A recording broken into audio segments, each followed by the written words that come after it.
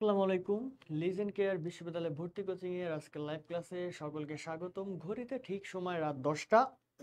ওকে, তো ঠিক রাত 10টাতেই কিন্তু আমি হাজির হয়ে গেলাম তোমাদের সাথে জাতীয় বিশ্ববিদ্যালয়ের যে সাধারণ জ্ঞান প্রশ্ন ব্যাংক সলভ ক্লাস, সেই প্রশ্ন ব্যাংক সলভ ক্লাস নিয়ে। ওকে, তো সবার কি অবস্থা? আশা করি প্রত্যেকের জায়গা থেকে ভালো আছো এবং আমিও কিন্তু ভালো আছি। কেন না, আমি কিন্তু সবসময় ভালো দলেই থাকি। ওকে, তো ইতিমধ্যে দেখতে পাচ্ছি অনেকেই যুক্ত হয়েছে আমাদের সঙ্গে এবং প্রতিদিনের যে কথাটা যে যারা যারা যুক্ত হয়েছে সবাই কিন্তু সবার জায়গা থেকে ক্লাসটি অবশ্যই শেয়ার করবে এবং তোমার যে বন্ধুরা রয়েছে যারা জাতীয় বিশ্ববিদ্যালয় সহ অন্যান্য পাবলিক বিশ্ববিদ্যালয়ের যেগুলো ভর্তি পরীক্ষা এখনো বাকি আছে তারা ভর্তি পরীক্ষা দিবে, তাদেরকেও কিন্তু তোমরা মেনশন করবে যাতে করে তারা ক্লাসটি দেখতে পারে। ওকে, তো ভাইয়া আপুরা দ্রুত সবাই একটু জয়েন করে ফেলো ক্লাসটিতে এবং সবাই সবার জায়গা থেকে ক্লাসটি শেয়ার করো।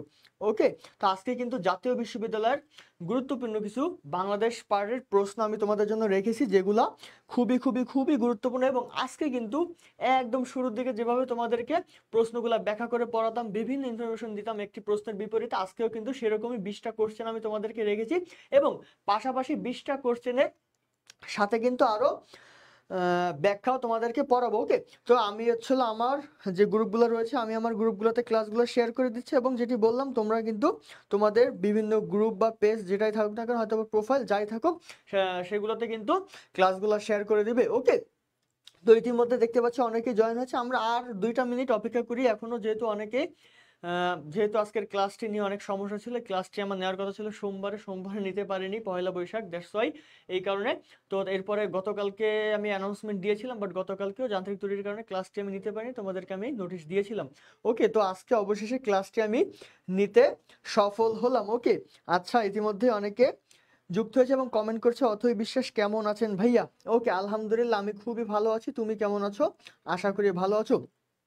ওকে, তো আমরা সরাসরি আজকের ক্লাসে চলে যাব এবং দেখা যাক আজকের প্রশ্নগুলো কি আছে।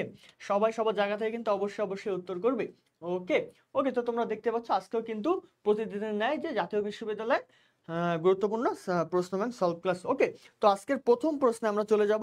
প্রথম প্রশ্ন কি আছে দেখো, আজকের প্রথম প্রশ্ন যে যুক্ত ফ্রন্টের 21 দফায়, মানে এটা হলো লেখাটা না, এটা প্রথম দফা, প্রথম নাম্বার বা দফা কি ছিল, ঠিক আছে, এটা হলো প্রথম হবে, এটা হলো প্রথম হবে, আমি লিখে দিচ্ছি, বা 1 নম্বর দফা। ওকে, এটা হলো 1 নম্বর দফা হবে, এখানে হবে 1 নম্বর দফা। 1 নম্বর দফা কি ছিল? ওকে, সবাই একটু দ্রুত কমেন্ট করো, ভাইয়া বলে যে যুক্ত ফ্রন্টের 21 দফার 1 নম্বর দফা কি ছিল। ওকে, ততক্ষণে আমি তোমাদেরকে একটু ইনফরমেশন দেই এই যুক্ত ফ্রন্ট নিয়ে আমি দেখি কি কি ইনফরমেশন গুরুত্বপূর্ণ রয়েছে। যে তোমরা জানো যে এই যে এই যুক্ত ফ্রন্ট কিন্তু কি বলতো, একটি রাজনৈতিক জোট। ওকে, একটি রাজনৈতিক জোট।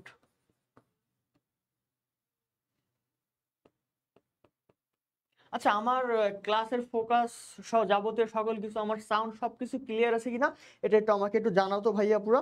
এটা একটু আমাকে জানাও যে আমার ক্লাসের ফোকাস সহ সবকিছু ঠিক আছে কিনা, এটা একটু আমাকে জানাও। আচ্ছা, তুষার পাল বলছে, আচ্ছা, সালাম দিয়েছে, যারা যারা সালাম দিয়েছে সবাইকে ওয়ালাইকুম আসসালাম। আমার ক্লাসের ফোকাস ঠিক আছে কিনা, সাউন্ড ঠিক আছে কিনা, কথা ঠিক মতো শোনা যাচ্ছে কিনা এবং আমাকে ঠিক মতো দেখা যাচ্ছে কিনা, সবকিছুটা আমাকে কমেন্ট করে বলো। যে আমাকে বলতে হবে যে ভাইয়া অল ইজ ওকে। ওকে, আমাকে একটু সবাই একটু জানাও, সবার জায়গা থেকে আমাকে একটু জানাও যে সবকিছু ঠিক আছে কিনা। আমি কিন্তু ইতিমধ্যে পড়াতে শুরু করে দিয়েছি। আচ্ছা, অনেকে উত্তর করছে যে কেউ বলছে এ, কেউ বলছে ডি, অর্থাৎ বাংলাকে অন্যতম রাষ্ট্রভাষা করা।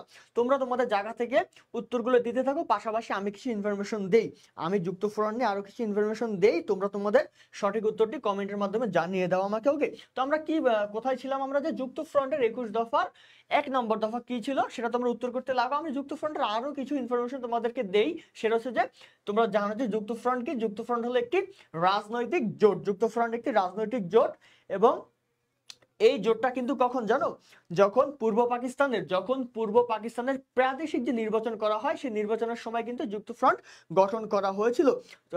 কি বললাম যে পূর্ব পাকিস্তানের প্রাদেশিক নির্বাচনের সময় কিন্তু এটি গঠন করা হয়েছিল এবং এই যুক্ত ফ্রন্টের কয়েকটি দল ছিল। তোমরা জানো যে প্রধান কয়েকটি দল, তার মধ্যে প্রধান যে দলগুলো, যুক্তফ্রন্টের প্রধান দল, যুক্তফ্রন্টের প্রধান দল কোনটা কোনটা আমরা একটু দেখি। যে আওয়ামী মুসলিম লীগ, কি আওয়ামী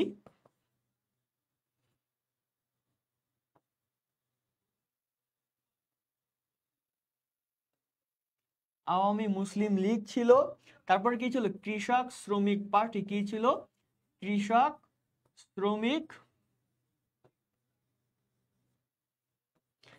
শ্রমিক পার্টি ছিল। এরপর কি ছিল? যে নেজামে ইসলাম। আর কি ছিল? নিজাম। তোমরা এটা খাতায় নোট করতে পারো যে প্রধান দলগুলো। আর একটা কি ছিল? যে গণতান্ত্রিক দল।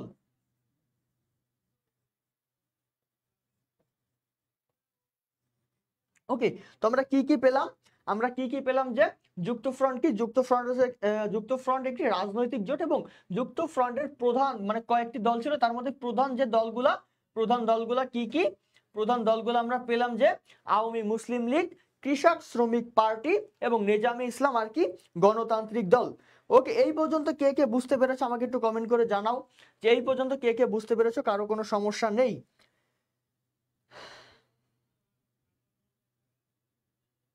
আচ্ছা, ওয়ালাইকুম আসসালাম। যারা যারা সালাম দিচ্ছে সবাইকে ওয়ালাইকুম আসসালাম। ওকে, তো আশা করি এই পর্যন্ত তোমাদের কারো সমস্যা নেই। আমি আরেকটু ইনফরমেশন, আমরা একটু যুক্তফ্রন্টের যে নির্বাচনটি ছিল, আমরা একটু যুক্তফ্রন্টের নির্বাচনটি দেখব।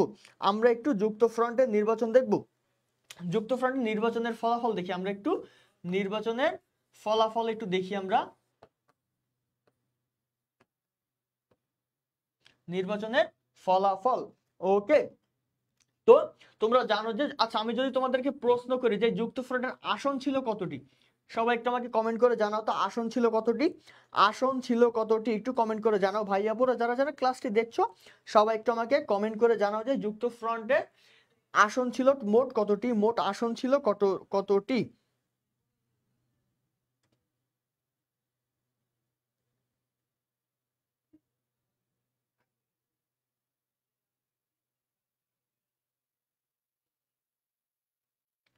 আচ্ছা, মুহাইমিনুল ইসলাম একটা কমেন্ট করেছে, ধর্মের রাজনীতি আওয়ামী লীগ আগে শুরু করেছে। আচ্ছা ভাইয়া, ক্লাসের মধ্যে এই টাইপ আমরা যেহেতু পড়ছি, আমরা পড়ার মধ্যেই থাকি, আমরা কোনো রাজনৈতিক বিষয় আলোচনা করব না। ওকে, রাজনীতির জায়গা থাক, আমরা পড়ার জায়গাতেই থাকি। ওকে, তো আমি যে প্রশ্নটা করেছি তোমরা সবাই একটু বলো তো যে এই যুক্তফ্রন্টের মোট আসন ছিল কতটি। একটু কমেন্ট করে জানো ভাইয়াপুরা যে যুক্তফ্রন্টের মোট আসন ছিল কতটি। ওকে, হ্যাঁ সবাই একে ডি উত্তর করছে। ওকে, যাই হোক, আমরা জানি যে যুক্তফ্রন্টের আসন ছিল কতটি? 309টি। 309টি। এর মধ্যে যুক্তফ্রন্ট কতটি পায় তোমরা জানো? যুক্তফ্রন্ট কতটি পায় তোমরা জানো? ওকে, তো যুক্তফ্রন্ট পায় কতটি? যুক্তফ্রন্ট পায় হচ্ছে 223টি। কতটি? 223টি। এবং মুসলিম লীগ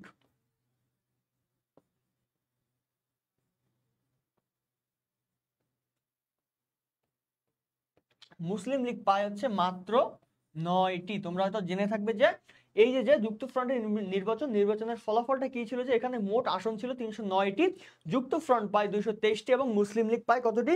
মুসলিম লীগ পায় হচ্ছে মাত্র 9টি আসন। ওকে, ওকে, এইবার যদি বলি, এই যে তোমরা জানো যে শেরে বাংলা একে ফজলুল হক, উনি এই যে যুক্তফ্রন্ট, এই যুক্তফ্রন্টের কিন্তু, আচ্ছা আমি সংক্ষেপে লিখছি, শেরে বাংলা একে ফজলুল হক। তোমরা একটু বুঝে নিও যে এটা শেরে বাংলা একে ফজলুল হক। ইনি কিন্তু এই যে যুক্তফ্রন্ট, এই যুক্তফ্রন্টের মুখ্যমন্ত্রী নির্বাচিত হন, মুখ্যমন্ত্রী হিসাবে নির্বাচিত হন এই যুক্তফ্রন্টে।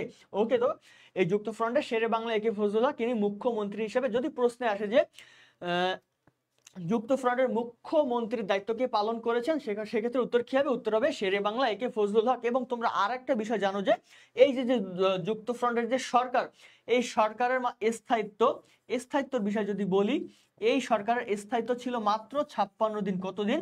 এই যে যুক্তফ্রন্টের সরকার, এই সরকারের স্থায়িত্ব ছিল কতদিন? স্থায়িত্ব ছিল মাত্র 56 দিন। ওকে, ওকে, আশা করি তোমরা বুঝতে পেরেছো।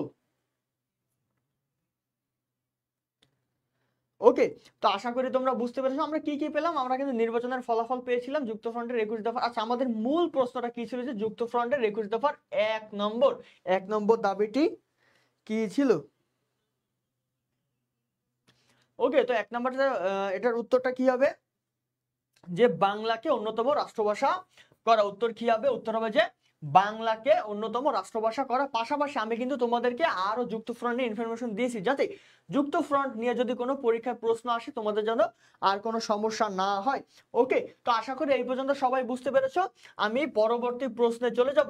পরবর্তী প্রশ্ন কি আছে? আজকে 2 নম্বর প্রশ্ন, যে আমার ভাইয়ের রক্তে রাঙানো 21শে ফেব্রুয়ারি এর রচয়িতাকে। এই যে গান তোমরা জানো যে 21শে ফেব্রুয়ারি আসলে এই বিখ্যাত গানটি আমরা শুনতে পাই যে আমার ভাই রক্তে রাঙানো 21শে ফেব্রুয়ারি আমি কি ভুলিতে পারি। এই গানটির রচয়িতাকে একটু কমেন্ট করে জানাও আমাকে ভাইয়া বোরা, যারা যারা ক্লাসটি দেখছো। ওকে,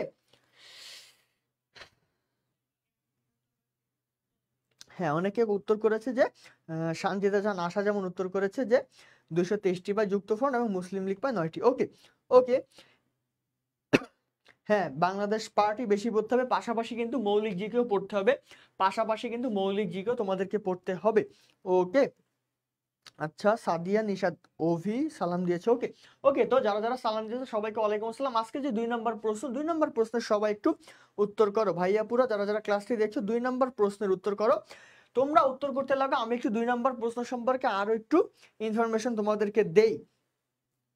ওকে, তো এখানে কি ছিল? রচয়িতা বলেছে। প্রশ্ন কিন্তু ভালোভাবে দেখতে হবে। প্রশ্ন কি বলেছে? প্রশ্ন কিন্তু বলেছে যে আমার ভাইয়ের রক্তে রাঙানো 21শে ফেব্রুয়ারি রচয়িতাকে। তাহলে প্রশ্ন কিন্তু এখানে রচয়িতার জায়গায় কিন্তু সুরকারও দিতে পারে, রচয়িতার জায়গায় কিন্তু সুরকারও দিতে পারে। আমি যদি তোমাদেরকে প্রশ্ন করি এই যে আমার ভাইয়ের রক্তে রাঙানো 21শে ফেব্রুয়ারি এর সুরকার কি, আমি যদি প্রশ্ন করি যে এর সুরকার কে, সুরকার কে, তোমরা একটু আমাকে উত্তর করে জানাও তো ভাইয়া পড়ে যে আমার ভাইয়ের রক্তে রাঙানো 21শে ফেব্রুয়ারি আমি কি ভুলিতে পারি এই যে ঐতিহাসিক গানটি, এই গানের সুরকার কে। কেননা প্রশ্নে এখানে যেহেতু রচয়িতা, এটা ছিল জাতীয় বিশ্ববিদ্যালয়ের বিগত বছরের একটি প্রশ্ন আসা, তো এখানে রচয়িতার নাম চেয়েছে। যদি রচয়িতার নাম না আছে, যদি সুরকারের নাম চায়, সেক্ষেত্রে উত্তরটি কি হবে আমাকে কমেন্ট করে জানাও ভাইয়া পুরা, যারা যারা ক্লাসটি দেখছো।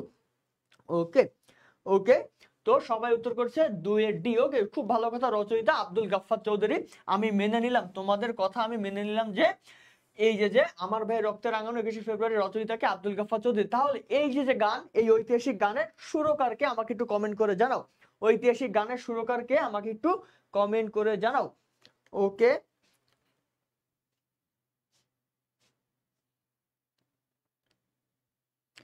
হ্যাঁ, এমডি রাকিব হোসেন উত্তর করেছে, এমডি শাওন উত্তর করেছে, আব্দুল লতিফ, খুব ভালো কথা, খুব ভালো কথা। ওকে, ফাহমিদা ফাইজা উত্তর করেছে। ওকে, তো সুরকারকে, সুরকার হলো আলতাফ মাহমুদ। কে সুরকার হচ্ছে?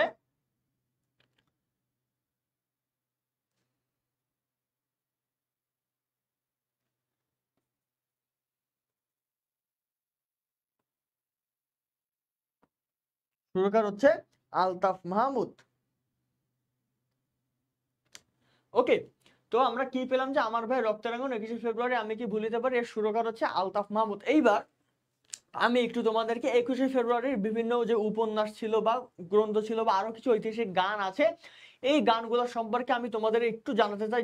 দেখা গেল যে পরীক্ষা কিন্তু এটা না আসে, আরো কিন্তু অনেক গান আছে, কবিতা আছে, গ্রন্থ আছে, উপন্যাস আছে, সেগুলো কিন্তু আসতে পারে। তাই আমি চেষ্টা করবো যে তোমাদেরকে সেইগুলাও ইনফরমেশন গুলাও দেওয়ার।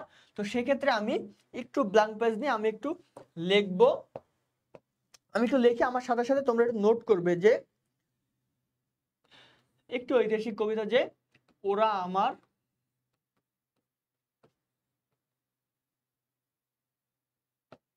মুখের ভাষায়, সবাই একটু নোট করো, সবাই একটু নোট করো, ওরা আমার মুখের ভাষা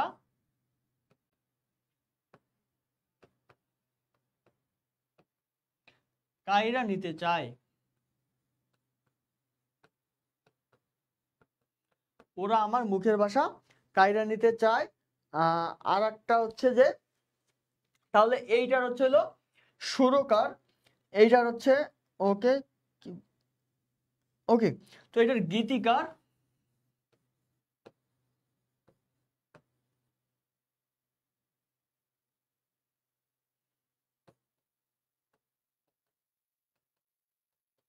ওকে, তো আরেকটি ঐতিহাসিক গান হচ্ছে তোমার ভাষা আন্দোলনে যে ওরা আমার মুখের ভাষা কাইরা নিতে চায়, এটির গীতিকার ও সুরকারকে এটি একটু আমাকে কমেন্ট করে জানাও। এটি আমাকে একটু কমেন্ট করে জানাও। হ্যাঁ, তুষার পাল, আচ্ছা, মহিমিনুল ইসলাম বলেছে, তুষার পাল বলেছে, জান্নাতুন নাইমা বলছে, সুরাইয়া আলী বলছে। ওকে, আলতাফ মাহমুদ। এইবার যেটা বললাম যে ওরা আমার মুখের ভাষা কায়রা নিতে চায়, এইটার গীতিকার ও সুরকার কে? এই গানের গীতিকার ও সুরকার কে? আমাকে একটু কমেন্ট করে জানাও, আমাকে একটু কমেন্ট করে জানাও যারা যারা ক্লাসটি দেখছো।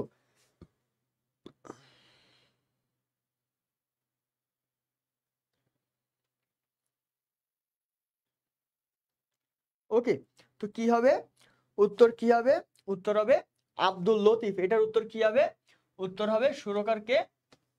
গীতিকার ও সুরকার হচ্ছে আব্দুল লতিফ।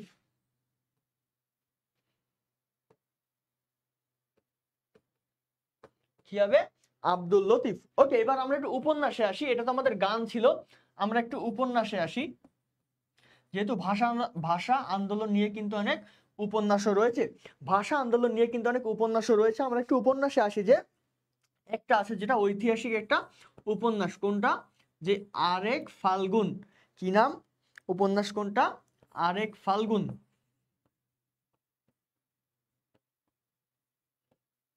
আর একটা কি আছে তোমরা জানো যে আর্তনাদ। কি আছে? আর্তনাদ। ওকে, তো আরেক ফাল্গুনের রচয়িতার নাম এবং আর্তনাদের রচয়িতার নাম দেখি কে কে পারো, আমাকে একটু কমেন্ট করে জানাও। ওকে, ওকে, তোমরা একটু কমেন্ট করে জানাও যে এই যে দুটি বিখ্যাত উপন্যাস ভাষা আন্দোলনের, যে আরেক ফাল্গুন এবং আর্তনাদ, এই দুটি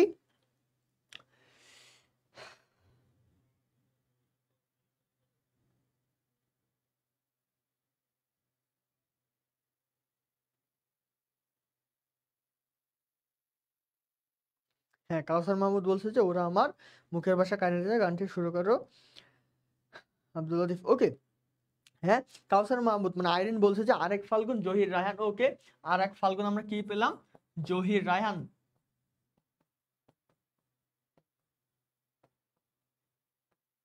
জহির রায়হান। তাহলে আর্তনাদের রচয়িতাকে? আর্তনাদের রচয়িতাকে একটু বলো। আর্তনাদ হচ্ছে কে? শওকত ওসমান। কে?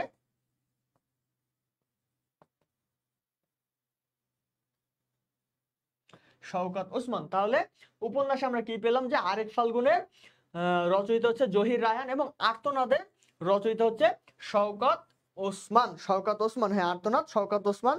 উত্তর দিয়েছে আইরিন। ওকে, এইবার আসি কবিতায়। আশা করি এই পর্যন্ত তোমরা বুঝতে পেরেছো। যারা যারা হচ্ছে হলো নোট করেন একটু স্ক্রিনশট নিতে পারো। ওকে, একটু স্ক্রিনশট নাও। আমি এবার হচ্ছে হলো কবিতাতে যাব। তোমরা জানো যে ভাষা আন্দোলন নিয়ে কিন্তু কবিতাও রচিত হয়েছে। কবিতা, কবিতা এর মধ্যে গুরুত্বপূর্ণ গুরুত্বপূর্ণ একটি কবিতা আমরা দেখি যে জনতার সংগ্রাম চলবেই চলবে। এটা কিন্তু অনেক গুরুত্বপূর্ণ একটি কবিতা, যে জনতার সংগ্রাম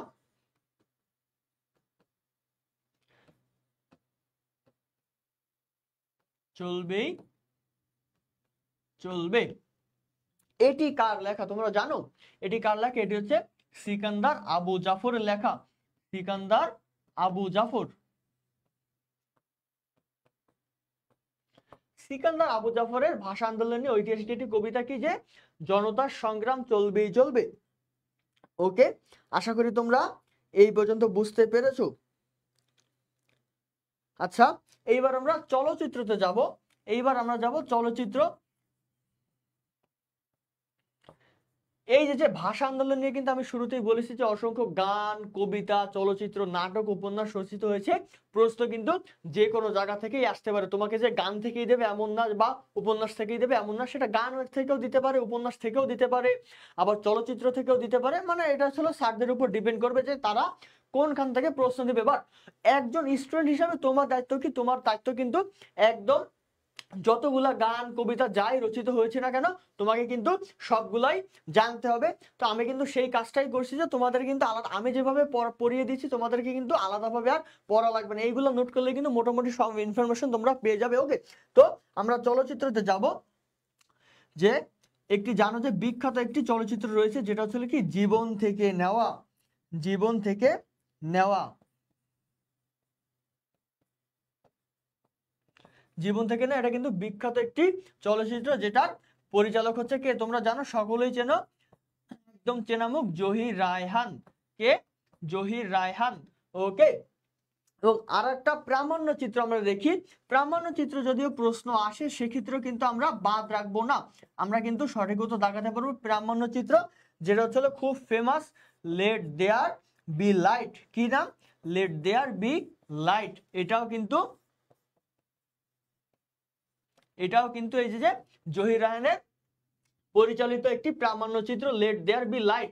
আর একটা আমরা চলচ্চিত্র কি পেলাম যে জীবন থেকে নেওয়া, এটাও কিন্তু জহির রায়হান পরিচালিত। ওকে, তো আশা করি তোমরা এই পর্যন্ত বুঝতে পেরেছো ভাইয়া পুরো। তো ভাষা আন্দোলনের যে কোনো প্রশ্ন, মানে এই যে উপন্যাস, নাটক, কবিতা, যে প্রশ্ন যে আসুক না কেন তোমরা পারবে। ওকে, তো আমি কিন্তু মুছে দিচ্ছি, তোমরা চাইলে স্ক্রিনশট নিয়ে নিতে পারো বা খাতায় যারা নোট করছো তো আলহামদুলিল্লাহ। ওকে, তো আমি মুছে দিয়ে আমি আমাদের প্রশ্নটা ছিল যে আমার ভাই রক্তের আগুন 21শে ফেব্রুয়ারি রচয়িতাকে। তো উত্তর কোনটা হবে? উত্তর হবে আব্দুল গাফফার চৌধুরী। ওকে, তো আজকের আমরা দ্বিতীয় নম্বর শেষ করলাম। 3 নম্বর প্রশ্ন। আজকে 3 নম্বর প্রশ্ন হচ্ছে যে বাংলাদেশে প্রথম সামরিক আইন জারি হয় কত সালে? ওকে ভাইয়া বোরা যারা যারা ক্লাসটি দেখছো একটু কমেন্ট করে জানাও যে বাংলাদেশে প্রথম সামরিক আইন জারি হয় কত সালে। আলহামদুলিল্লাহ আমি ভালো আছি ইরিন, খুব ভালো আছি। ওকে, তো আজকে তৃতীয় নম্বর প্রশ্নটা কি ছিল যে বাংলাদেশে প্রথম সামরিক আইন জারি হয় কত সালে? ওকে, তো একটু কমেন্ট করে জানাও যারা যারা ক্লাসটি দেখছো। হ্যাঁ, তো এমডি সবুর আলী তুমি রাজশাহীর জন্য করতে পারো, রাজশাহীর জন্য গুরুত্বপূর্ণ অনেক। ওকে, আমি তো বলেছি যে জাতীয় বিশ্ববিদ্যালয় সহ সকল বিশ্ববিদ্যালয়ের জন্য গুরুত্বপূর্ণ সাজেশন ক্লাস বা প্রশ্ন ব্যাংক সলভ ক্লাস যেটাই বলো, তো এটা কিন্তু রাজশাহীর জন্য গুরুত্বপূর্ণ।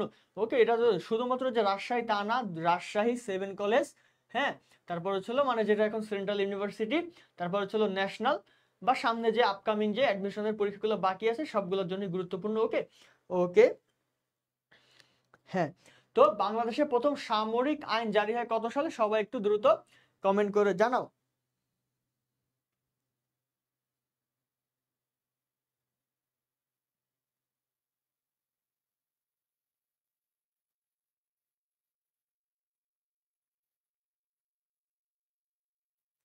সবাই একটু দ্রুত কমেন্ট করে জানাও।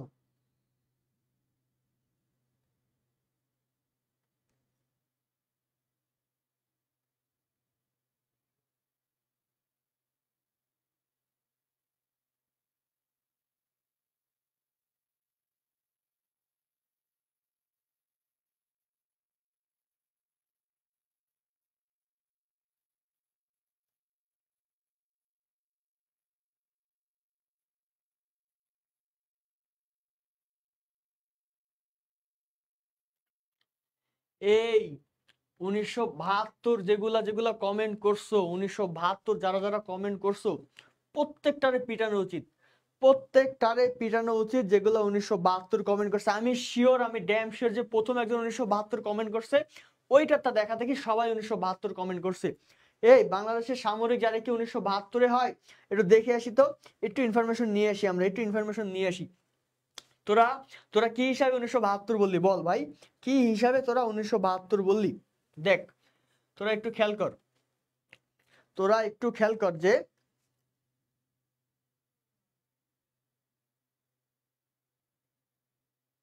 সামরিক আইন বলছে, ভালো করে প্রশ্নটা পড়, যে বাংলাদেশে প্রথম সামরিক আইন। দেখ, বঙ্গবন্ধু মারা যায় কত সালে? সপরিবারে 1975 সালে। কত সালে? 1975 সালে সপরিবারে হত্যা করা হয় তাকে, সপরিবারে। এবং এটা কি ছিল? এটা একটা সেনা অভ্যুত্থান। কি ছিল?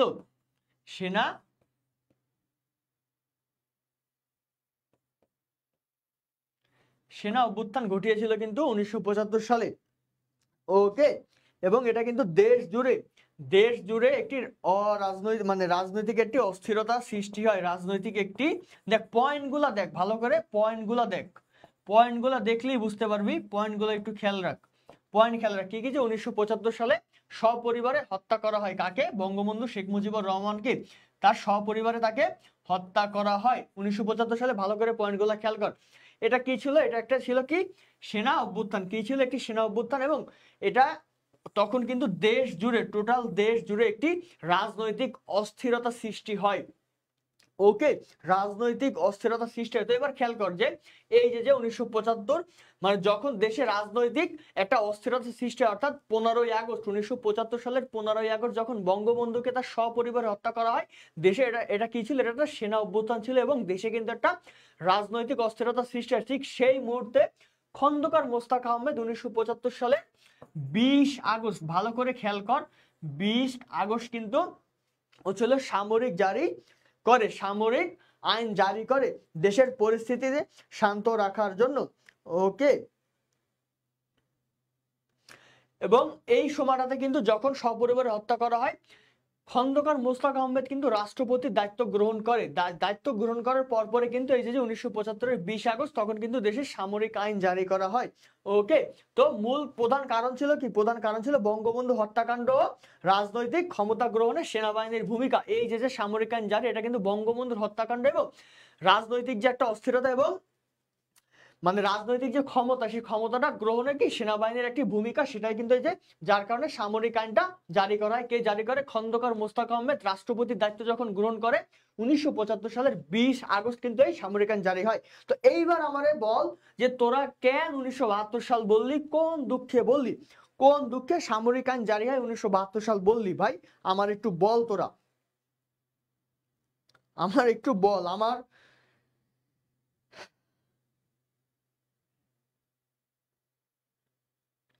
ওকে, তো আমরা কি পেলাম যে বাংলাদেশে প্রথম সামরিক আইন জারি হয় কত সালে?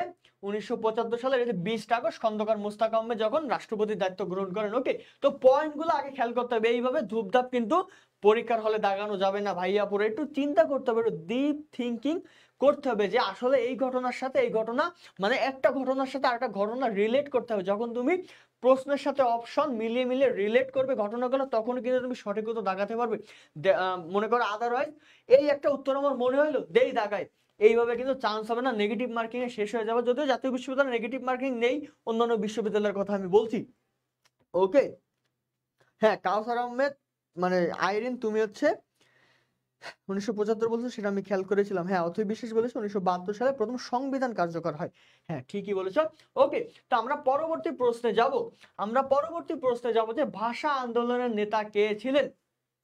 সবাই দ্রুত দ্রুত একটু কমেন্ট করো ভাইয়াপুরা যে ভাষা আন্দোলনের নেতা কে ছিলেন? আচ্ছা, রাকিব হোসেন বলছে আমি বলিনি। ওকে, যারা যারা বলো নাই আলহামদুলিল্লাহ, খুব ভালো। তারা একদম অলিয়া উলিয়ার কাতারে। যারা যারা বলো নাই তারা একদম অলিয়া উলিয়ার কাতারে। যারা যারা বলছো ওরা একটু নিচে নেমে গেছে। সমস্যা নাই, নেক্সট প্রশ্ন ওরা আবার উপরে চলে আসবে, কোনো সমস্যা নাই। ওকে, ওকে, তো আজকে 4 নম্বর প্রশ্নটা কি ছিল? যে ভাষা আন্দোলনের নেতা ছিলেন কে? সবাই একটু দ্রুত উত্তর করো। এবার আমি একটু তোমাদেরকে বলি কিভাবে উত্তর করবে। আমি এই প্রশ্নের মাধ্যমে শিখিয়ে দেই, এই আজকে 4 নম্বর প্রশ্নের মাধ্যমে আমি শিখিয়ে দিই যে কিভাবে আসলে ভর্তি পরীক্ষা প্রশ্ন করা মানে উত্তর দাগানো উচিত। দেখ, এই জায়গা আগে নুরুল আমিন দেখলেই তোরা কি করবি? ঝাঁপায় নুরুল আমিনের দিক ঝাঁপাই পড়বি। কেন পড়বি? তার একটা বিশেষ কারণ আছে। যে নুরুল আমিন কি করেছিল, যে তৎকালীন পাকিস্তানের মুখ্যমন্ত্রী ছিল, তাহলে মনে হয় নুরুল আমিনই মনে হয় ভাষা আন্দোলন নেতা। এইভাবে তোরা ঝাঁপাই করিস, কিন্তু আসলে না। কিভাবে দাগাবি? দেখ, প্রথমে কি আছে, আচ্ছা প্রথমটা বাদ দিই, এইটা দিয়ে শুরু করি। প্রথমে এটা দিয়ে শুরু করি, নুরুল আমিন।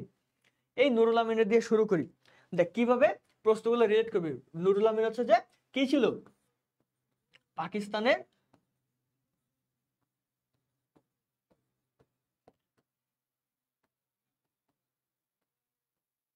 পাকিস্তানের তৎকালীন মুখ্যমন্ত্রী ছিল এই নুরুল আমিন। ওকে, এবং এই নুরুল আমিনই কিন্তু বলেছিল বলতে নুরুল আমিন কিন্তু কখনোই মানে বাংলাকে রাষ্ট্রভাষা করার পক্ষে কখনোই ছিলেন না, বরং সে কিন্তু সর্বদা উর্দুর পক্ষে ছিলেন। এই জিনিসটা মনে রাখতে হবে যে এই যে নুরুল আমিন, সে কিন্তু তৎকালীন পাকিস্তানের মুখ্যমন্ত্রী ছিলেন এবং বাংলাকে রাষ্ট্রভাষা করার পক্ষে কখনোই ছিলেন না। তিনি কি ছিলেন? তিনি ছিলেন উর্দুর পক্ষে। তাহলে কি এখানে প্রশ্নটা কি বলেছে? যে ভাষা আন্দোলন নেতা নেতা বলেছে, এটা কিন্তু ভালো করে দেখতে হবে যে ভাষা আন্দোলনের নেতা যেহেতু বলেছে, যেহেতু সে পক্ষে ছিল না, বিপক্ষে ছিল, তাহলে সে নেতা হতে পারে না। গেল। এইবার আসি খাজা নাজিমউদ্দিন। কিভাবে দাগাবা আমি অপশনগুলা মানে বুঝাচ্ছি যে এইভাবে প্রশ্ন করতে হবে, রিলেট করতে হবে মাথায়, মাথার সাথে অপশনের এবং এর একটা করে কাটতে হবে। এইবার আসো কে, যে খাজা নাজিমুদ্দিন।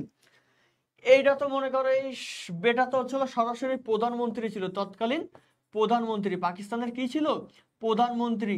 এবং এ তো ছিল জীবনে হচ্ছিল নেতা হইতে পারবে না, জীবনে নেতা হইতে পারবে না, যে ভাষা আন্দোলন নেতায় কোনোদিনও হইতে পারবে না। কারণ কি, যে এ ছিল প্রধানমন্ত্রী এবং এই কিন্তু বলেছে যে উর্দুই হবে পাকিস্তানের, মানে পশ্চিম পাকিস্তান এবং পূর্ব পাকিস্তানের একমাত্র রাষ্ট্রভাষা। তাহলে কি এ কোনোদিনও নেতা হতে পারবে না, তাহলে কি এটাও বাদ। এইবার আসুক মোহাম্মদ আকরাম খা। ইনি হচ্ছে একজন রাজনীতিবিদ। এই আকরাম খা কে, আকরাম খা হচ্ছে একজন রাজনীতিবিদ। ওকে, আকরাম খানকে একজন রাজনীতিবিদ, তবে ভাষা আন্দোলনের প্রধান নেতা হিসেবে তিনি ছিলেন না। ভাষা আন্দোলনের প্রধান নেতা হিসেবে তিনি ছিলেন না। তাহলে এই অপশনও কাটা। তাহলে প্রশ্নটা কি ছিল, ভাষা আন্দোলনের নেতা কি ছিলেন?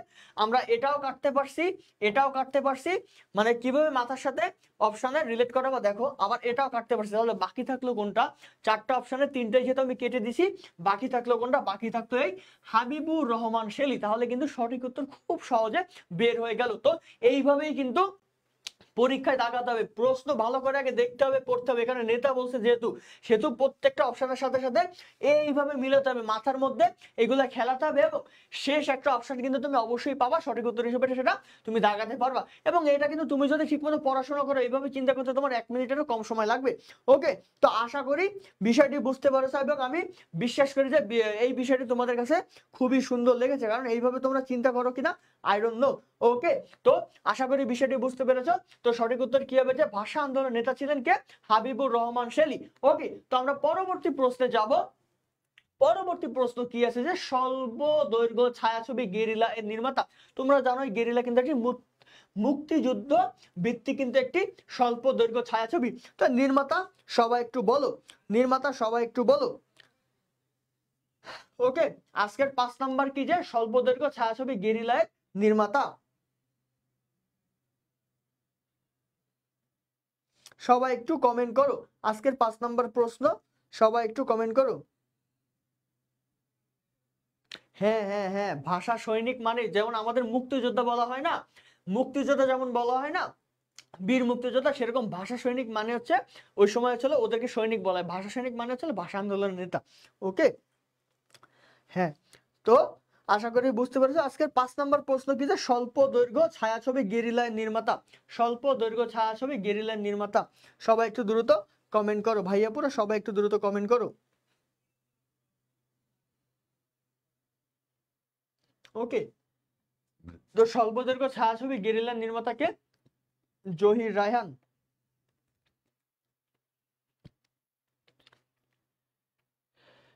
ওকে, সবাই একটু কমেন্ট করতে লাগো।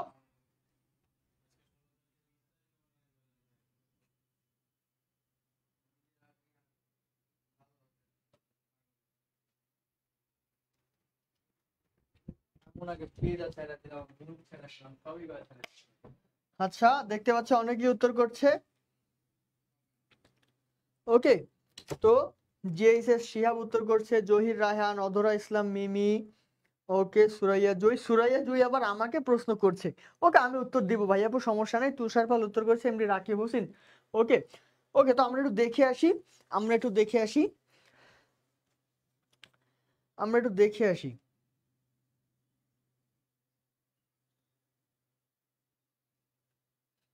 আচ্ছা, মুক্তিযুদ্ধ ভিত্তিক কিন্তু অনেক কিছুই রয়েছে, যেমন কি কি রয়েছে, আমরা একটু ব্ল্যাঙ্ক পেজে যাব, আমি একটু ব্ল্যাঙ্ক পেজে যাব। দেখো মুক্তিযুদ্ধের কি কি রয়েছে। প্রথমে একদম শুরুতে আসি হচ্ছে স্বল্প দৈর্ঘ্য।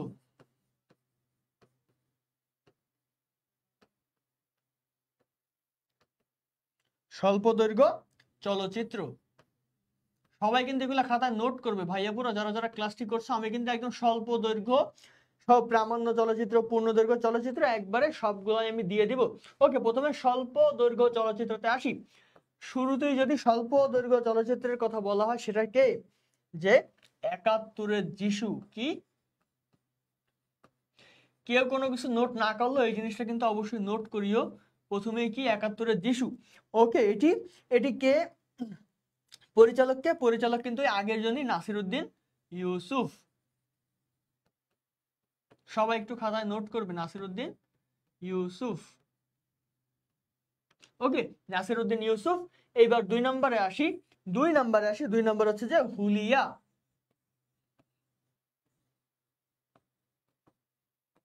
হুলিয়া, হুলিয়া হচ্ছে তানবীর মোকাম্মেল কে।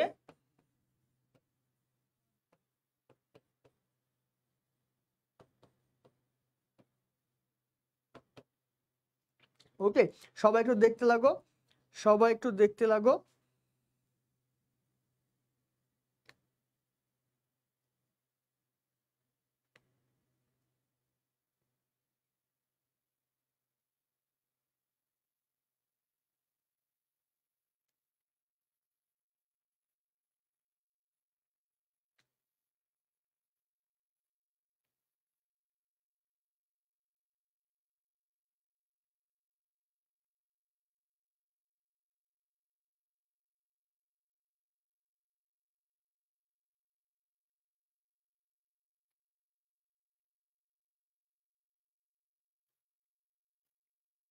ওকে, তো আমরা কোথায় ছিলাম?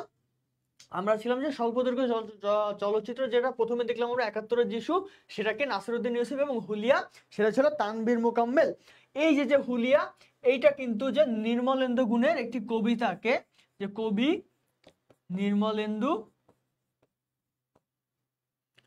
নির্মলেন্দু গুণের একটি কবিতা, এই কবিতা অবলম্বনেই কিন্তু এই যে হুলিয়া, হুলিয়া চলচ্চিত্রটি নির্মাণ করা হয়। কে নির্মাণ করে? তানভীর মোকাম্মেল। ওকে, স্বল্প দৈর্ঘ্য চলচ্চিত্র গেল। তোমরা যারা লেখছো তো লেখছো, আর যারা লেখো না একটু স্ক্রিনশট নিয়ে যাও।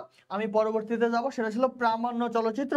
আচ্ছা, প্রামাণ্য চলচ্চিত্র বলার দরকার নাই, এর আগে কিন্তু আমি 2টা প্রামাণ্য চলচ্চিত্র যেটা ছিল, আচ্ছা একটা বলেছিলাম আমি যে, ওকে আচ্ছা প্রামাণ্য চলচ্চিত্রও লিখে দিই আমি। প্রামাণ্য চলচ্চিত্র আমি উপর থেকে মুছে দিচ্ছি, উপর থেকে মুছে দিয়ে এখানে লিখছি যে প্রামাণ্য চলচ্চিত্র। ওকে, প্রামাণ্য চলচ্চিত্র 2টা আছে, খুব গুরুত্বপূর্ণ, যে 2টা না পড়লেই নয়, সেটা হচ্ছে হলো স্টপ জেনোসাইড। একটা কি?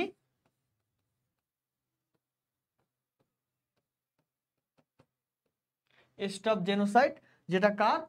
জহির রায়হান।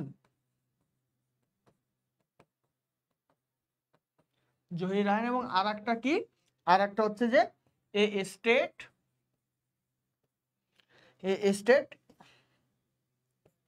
Is born. এটাও কিন্তু এই জহির রায়হান। এই 2টাই কিন্তু জহির রায়হানের 2টা প্রামাণ্য চলচ্চিত্র, মুক্তিযুদ্ধ ভিত্তিক। ওকে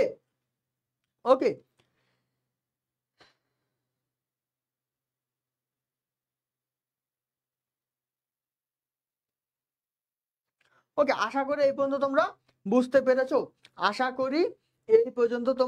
পেরেছো।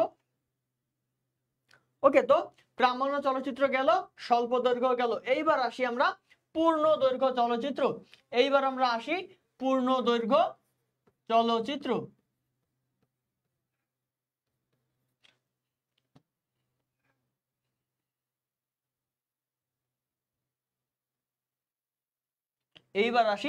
পূর্ণ দৈর্ঘ্য চলচ্চিত্র। ওকে, স্বল্প দৈর্ঘ্য গেল, প্রামাণ্য গেল, এবার আসি আমরা পূর্ণ দৈর্ঘ্য চলচ্চিত্র।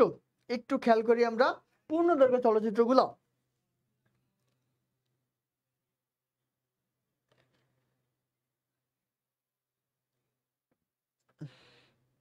পূর্ণদৈর্ঘ্য চলচ্চিত্রের নাম গেলে প্রথমেই লেখা যায় জীবন থেকে নেওয়া। আচ্ছা, জীবন থেকে নেওয়া, এটা কিন্তু ভাষা, এটা আমি একবার বলেছি যে জীবন থেকে নেওয়া কিন্তু ভাষা আন্দোলন ভিত্তিক ছিল, এটা কিন্তু মুক্তিযুদ্ধ ভিত্তিক না। ওকে, মুক্তিযুদ্ধ ভিত্তিক। দেখি যে ওরা 11 জন, ওরা, আচ্ছা এর মধ্যে একটা কনফিউজিং প্রশ্ন থাকতে পারে যে, তোমার কি বলেছিলাম যে জীবন থেকে নেওয়া এটা একটি পূর্ণদৈর্ঘ্য চলচ্চিত্র আমরা জানি, কিন্তু এটা যদি মুক্তিযুদ্ধ ভিত্তিক নাকি ভাষা আন্দোলন ভিত্তিক, এইখানে কিন্তু কনফিউশন তোমাদের কাজ করতে পারে। তোমরা মনে রাখবে যে এই যে জীবন থেকে নেওয়া একটি পূর্ণদৈর্ঘ্য চলচ্চিত্র, যেটার পরিচালককে জহির রায়হান, এটা কিন্তু ভাষা আন্দোলন ভিত্তিক একটি পূর্ণদৈর্ঘ্য চলচ্চিত্র, এটা কিন্তু মুক্তিযুদ্ধ ভিত্তিক না। আমি বারবার বলছি যে পূর্ণদৈর্ঘ্য চলচ্চিত্রের যে জীবন থেকে না, এটা কিন্তু ভাষা আন্দোলন ভিত্তিক, মুক্তিযুদ্ধ ভিত্তিক না। ওকে, তো এবার আসি আমরা ওরা 11 জন। ওরা 11 জনের এটাকে পরিচালক হচ্ছে চাষী নজরুল ইসলাম। চাষী নজরুল ইসলাম, চাষী নজরুল ইসলাম, ওরা 11 জন। আর একটা কি আছে, আবার তোরা মানুষ হ। সবাই একটু খাতায় নোট করিও, সবাই একটু খাতায় নোট করিও তোমাদের লাভ ভাইয়াপুর। আবার তোরা মানুষ হ, এটাকে, এটা ছিল খান আতাউর রহমান। খান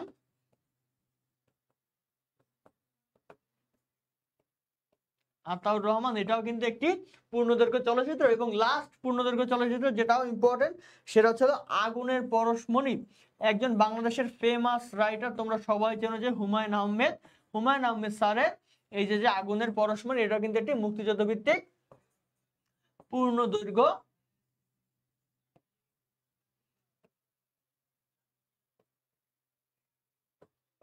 পূর্ণদৈর্ঘ্য চলচ্চিত্র, আগুনের পরশমণি। তাহলে আমরা পূর্ণদৈর্ঘ্য চলচ্চিত্রে কি কি পেলাম, যে যে ওরা 11 জন, চাষী নজরুল ইসলাম, আবার তোরা মানুষ হ, খান আতাউর রহমান, এবং আগুনের পরশমণি হুমায়ুন আহমেদ। এগুলো কিন্তু সবই মুক্তিযুদ্ধ ভিত্তিক পূর্ণদৈর্ঘ্য চলচ্চিত্র। ওকে, আচ্ছা, আমাকে মেসেজ দিলেই হবে? এই কেউ একজন আমার আইডিটা মেনশন করে দাও, কেউ একজন আমার আইডিটা এখানে মেনশন করে দাও, কেউ একজন আইডিটা মেনশন করে দাও। ওকে, তো আশা করি তোমরা বুঝতে পেরেছো, আশা করি বুঝতে পেরেছো। আজকের পরবর্তী প্রশ্নে যাব। তো এটার উত্তর কি হবে? উত্তর হবে যে পূর্ণদৈর্ঘ্য ছায়াছবি গেরিলা নির্মাতাকে নাসির উদ্দিন ইউসুফ। কে? নাসির উদ্দিন ইউসুফ। ওকে, ওকে, তো পরবর্তী প্রশ্নে যাব।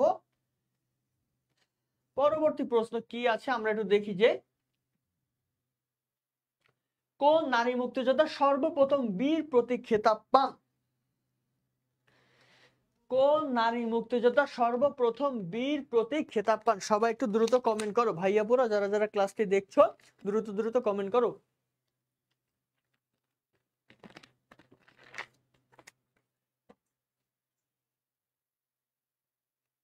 আচ্ছা, অথৈ বিশ্বাস বলেছে যে আগুনের পরশমণি চলচ্চিত্রটা বিটিভিতে দেখেছিলাম, খুব ভালো। ওকে, ওকে, তো আজকে 6 নাম্বার প্রশ্নটা কি, যে কোন নারী মুক্তিযোদ্ধা সর্বপ্রথম বীর প্রতীক খেতাব পান? সবাই একটু দ্রুত কমেন্ট করে জানাও, সবাই একটু দ্রুত কমেন্ট করে জানাও ভাইয়াপুরা।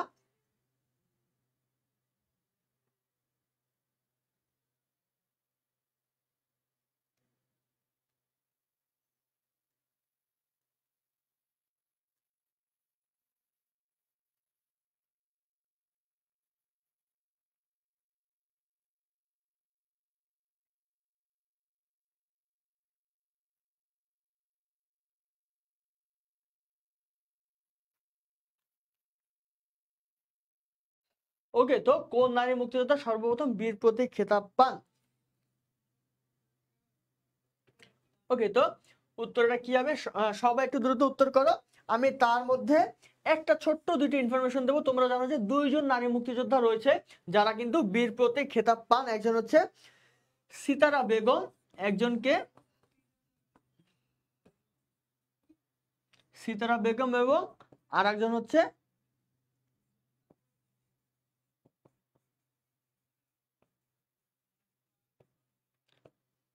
তারামন বিবি। একজন হচ্ছে সিতারা বেগম এবং অন্যজনকে তারামন বিবি। আমি যদি ছোট্ট ছোট্ট দুটো প্রশ্ন করি, পরীক্ষায় আসতে পারে, পরীক্ষায় এর আগে এসেছে।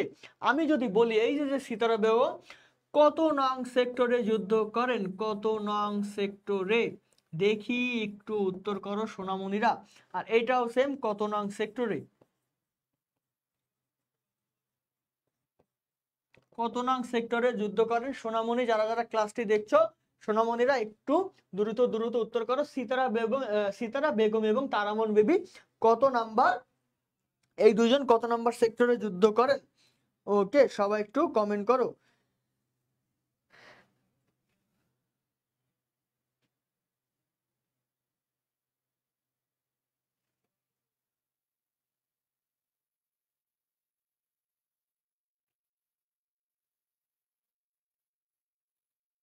ওকে, তো সবাই কি বলেছে? সবাই বলেছে যে সিতারা বেগম। ওকে, খুব ভালো কথা, খুব ভালো কথা। সিতারা বেগম উত্তর হবে, ভালো কথা মেনে নিলাম। এবার আমি বলেছি যে এই যে সিতারা বেগম, আচ্ছা আমার এটা 1 মিনিট।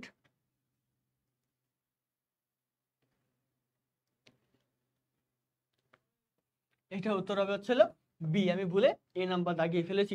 ওকে, তো কি হবে? সিতারা বেগম। ওকে,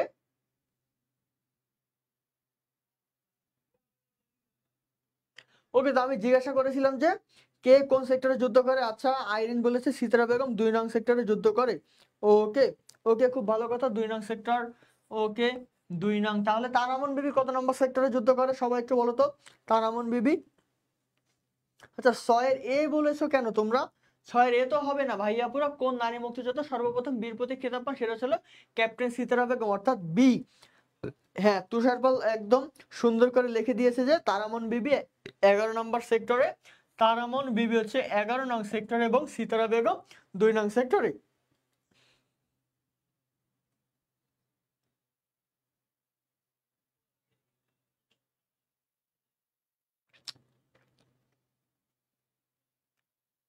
ওকে, ওকে, তো তারামন বিবি 11 নম্বর সেক্টরে যুদ্ধ করে এবং সিতারা বেগম 2 নং সেক্টরে যুদ্ধ করেন।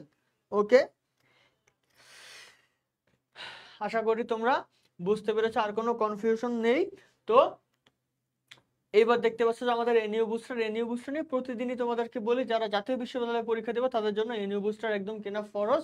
যেহেতু জাতীয় বিশ্ববিদ্যালয়ে বিগত অনেক বছরই পরীক্ষা হয় না, পরীক্ষার প্রশ্নের প্যাটার্ন কিভাবে কি পড়বা, মৌলিক জিকে পড়তে হবে নাকি পড়তে হবে না, যাবতীয় যা কিছু সবকিছু এনইউ বুস্টার তোমরা পেয়ে যাবে। তাই যারা যারা এখনো বইটি সংগ্রহ করনি, বইটি তোমার নিকটস্থ লাইব্রেরি থেকে সংগ্রহ করে নিবে। ওকে, তো আমরা পরবর্তী প্রশ্নে যাব যে 1971 সালে বাংলাদেশের স্বাধীনতা অর্জনে কোন জাতীয়তাবাদ মুখ্য ভূমিকা পালন করেছিল? খুবই সোজা একটি প্রশ্ন, সবাই সবার জায়গা থেকে উত্তর করো। সবাই সবার জায়গা থেকে উত্তর করো ভাইয়াপুরা, যারা যারা ক্লাসটি দেখছো, যে 1971 সালে বাংলাদেশের স্বাধীনতা অর্জনে কোন জাতীয়তাবাদ মুখ্য ভূমিকা পালন করে?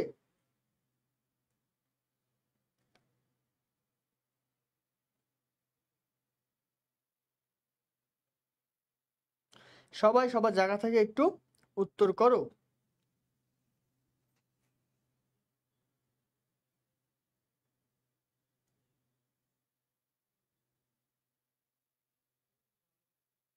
আচ্ছা, এমডি রাকিব হোসেন বলছে বি বাঙালি। ওকে, দীপ মিত্রা। ওকে, কাউসার মাহমুদ বলছে বাঙালি জাতীয়তাবাদ। ওকে, খুব ভালো। সঙ্গীত সরকার বলেছে। ওকে, সবাই একটু দ্রুত কমেন্ট করে। এই প্রশ্নের আসলে কোনো এক্সট্রা ইনফরমেশন দেওয়ার প্রয়োজন বোধ আমি করি নাই, তাই আমি এক্সট্রা কোনো ইনফরমেশন দিচ্ছি না। ওকে, এটি একটি একদম মানে 1-to-1 এটা কোশ্চেন এবং অ্যান্সার। ওকে, তো 1971 সালে প্রশ্নটি কি ছিল আমাদের? যে 1971 সালে বাংলাদেশের স্বাধীনতা অর্জনে কোন জাতীয়তাবাদ মুখ্য ভূমিকা পালন করেছিল? ওকে, এমন একটি প্রশ্ন ছিল, এটা বিগত বছরের একটি প্রশ্ন, তোমরা জানো। ওকে, তো অনেকেই উত্তর করেছে দীপ মিত্রা, সঙ্গীত সরকার, অথৈ বিশ্বাস। ওকে, ফাতেমাতুজ জোহরা, সাদিয়া নিশাত, ওভি, কাউসার মাহমুদ সবাই উত্তর করেছে যে বাঙালি, অর্থাৎ উত্তর বি। ওকে, তো সঠিক উত্তর, আচ্ছা এমএসটি খুশি আক্তার। খুশি আক্তারকে অনেকদিন পরে দেখলাম। ওকে, সুরাইয়া জয় উত্তর করেছে। সবাই দ্রুত দ্রুত একটু উত্তর করো তো ভাইয়া, পুরো সবাই দ্রুত দ্রুত একটু উত্তর করো। আজকে কিন্তু 20টা প্রশ্ন আমি তোমাদের জন্য রেখেছি, টোটাল 20টা প্রশ্ন। জানি না কতদূর পর্যন্ত এগোতে পারবো, তোমরা কি ধৈর্য সহকারে সেই পর্যন্ত থাকবা কিনা। যদি দেখি যে ক্লাসের উপস্থিতি আস্তে আস্তে কমতেছে, তো আমি 10টা প্রশ্ন দিয়ে আমি স্টপ করে দিব, আমি আর আগাবো না। ওকে, যদি ক্লাসের পরিস্থিতি এমন দেখি যে আস্তে আস্তে অডিয়েন্স কমে যাচ্ছে, আমি 10টা পর্যন্ত পড়েই আমি স্টপ করে দেবো, আমি 11 নম্বর প্রশ্নে আর যাবো না। ওকে, তো 1971 সালে বাংলাদেশের স্বাধীনতা অর্জনে কোন জাতীয়তাবাদ মুখ্য ভূমিকা পালন করেছিল? সেটা ছিল কি? উত্তর হবে কি? বাঙালি। উত্তর হবে কি? বাঙালি। এটি খুব সোজা একটি প্রশ্ন ছিল। ওকে, তো আজকের পরবর্তী প্রশ্নে আমরা যাব। পরবর্তী প্রশ্নে আমরা যাব যে চরমপত্র কি? চরমপত্র কি? এটি কিন্তু জাতীয় বিশ্ববিদ্যালয়ে আসা বিগত বছরের একটি প্রশ্ন, যে চরমপত্র কি?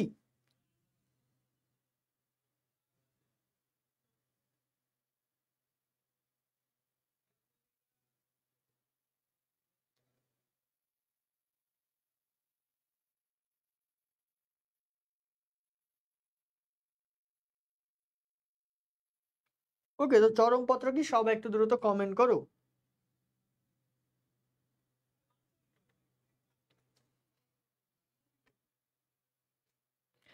দ্রুত দ্রুত একটু কমেন্ট করো ভাইয়াপুরা, যারা যারা ক্লাসটি দেখছো দ্রুত দ্রুত একটু কমেন্ট করো।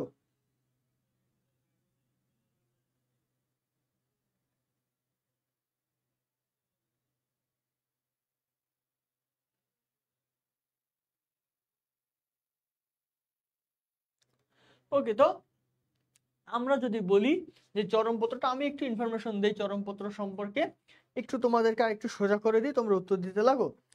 তো এটি ছিল একটি ব্যঙ্গাত্মক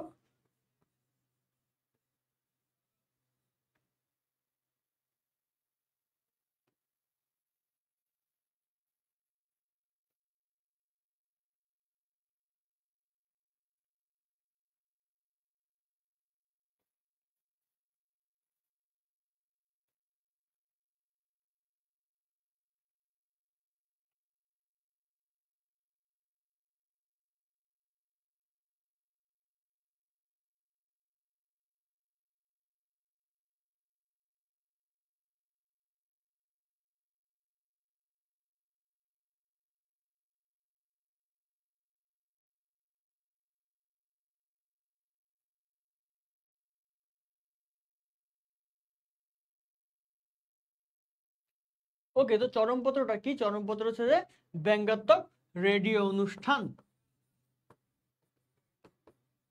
ওকে, এবং এটা কি পাকিস্তানের ব্যঙ্গ বিদ্রোহ সমালোচনা করা হয়।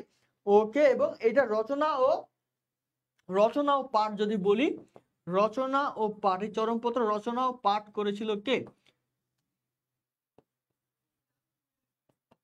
রচনা ও পাঠ করেছিল কে? এটা হচ্ছিল যে যতীন্দ্র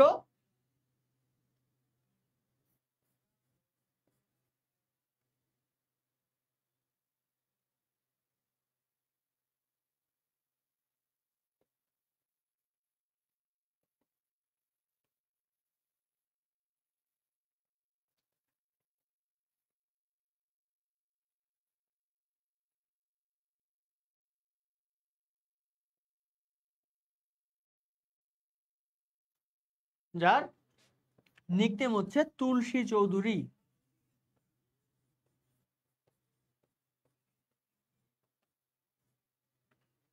ওকে, তো আশা করি তোমরা বুঝতে পেরেছো। তো এটার উত্তর কি হবে? চরমপত্র কি, যে স্বাধীন বাংলা বেতার কেন্দ্র থেকে প্রচারিত একটি অনুষ্ঠান, যেটি ব্যঙ্গাত্মক, মানে পাকিস্তানিদের ব্যঙ্গ বিদ্রোহ সমালোচনা করা হতো এই চরমপত্রের মাধ্যমে। হ্যাঁ, ওকে, তো আমরা পরবর্তী প্রশ্নে যাব। আজকে 9 নম্বর প্রশ্ন।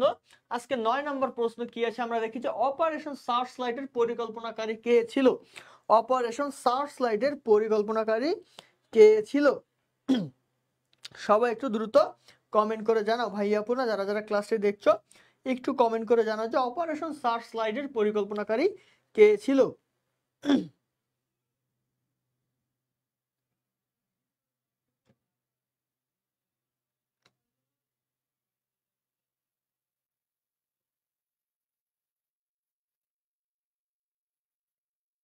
আচ্ছা, 9 নাম্বার যে অপারেশন সার্চলাইটের পরিকল্পনাকারী কে ছিল, একটু দ্রুত কমেন্ট করে জানাও। আচ্ছা, এমএসটি খুশি আক্তার বলেছে এ ইয়াহিয়া খান। বাকিরা একটু উত্তর করো, বাকিরা একটু উত্তর করো। ক্লাসের উপস্থিতি মানে অডিয়েন্স যারা আছো একদম কমে গিয়েছো। আমিও ক্লাসটি 10 নম্বর পর্যন্ত পড়িয়ে কি শেষ করে দিব কিনা আমিও ভাবতেছি, তোমরা একটু দ্রুত কমেন্ট করো। ওকে, উপমা সেন কমেন্ট করেছে এ। আচ্ছা, এমনি রাকিব হোসেন উত্তর করেছে সি। হ্যাঁ, অতএব বিশেষ একটি ভালো কথা বলেছে যে স্বাধীন বাংলা বেতার কেন্দ্রের পরিচালিত দুটি অনুষ্ঠান, একটি চরমপত্র আর একটি জল্লাদের দরবার। ওকে, এমনি রাকিব হোসেন উত্তর করেছে রাও ফরমান আলী। ওকে, সবাই একটু দ্রুত কমেন্ট করো। তুষার পাল বলেছে ইয়াহিয়া খান। অথৈ বিশ্বাস বলেছে 10-এর সি। ওকে, অপারেশন সার্চ লাইটের প্রশ্নটি ছিল আমাদের কি, যে অপারেশন সার্চ লাইটের পরিকল্পনাকারী ছিল কে? ওকে, ওকে, সঙ্গীত সরকার বলেছে রাও ফরমান আলী। উপমা সেন কমেন্ট একবার ডিলিট করে দিয়ে আবার সে বলছে এ। খুব ভালো। সুরাইয়া জুই বলেছে 9-এর বি। আমি কিন্তু আসলে সব কিছু খেয়াল করি, আমার চোখ কিন্তু একটু খুব খারাপ, যে আমার আশেপাশে কি হয় না হয়, পিছনে কি হয় সামনে কি, আমি সবকিছুই মোটামুটি দেখতে পাই। ওকে, ওকে, তো সুরাইয়া জুই বলছে 9-এর বি। ফাতেমাতুজ জোহরা 9-এর সি বলছে। ওকে, বাকিরা কোথায়? বাকিরা উত্তর করো। বাকির উত্তর করো। আচ্ছা, বাকির উত্তর করতে করতে আমি সঠিক উত্তর তোমাদেরকে জানিয়ে যে উত্তর কি হবে। উত্তর হবে খুবই সোজা একটি প্রশ্ন ছিল যে অপারেশন সার্চলাইটের পরিকল্পনাকারী ছিল কে? রাও ফরমান আলী। রাও ফরমান আলী কিন্তু অপারেশন সার্চলাইটের পরিকল্পনাকারী ছিল। ওকে, ফাতেমাতুজ জোহরা সি বলেছে। ওকে, তো আজকের 10 নম্বর প্রশ্নে আমরা যাব। আজকের 10 নম্বর প্রশ্ন কি আছে যে সেপ্টেম্বর অন যশোর রোড কবিতাটির রচয়িতা অ্যালেন গিন্সবার্গ কোন দেশের নাগরিক? ওকে, তো সেপ্টেম্বর অন যশোর রোড এটি কিন্তু একটি কবিতা, যেটা রচয়িতা কে ছিলেন? যে অ্যালেন গিন্সবার্গ। এই অ্যালেন গিন্সবার্গ কোন দেশের নাগরিক? একটু দ্রুত কমেন্ট করে জানাও।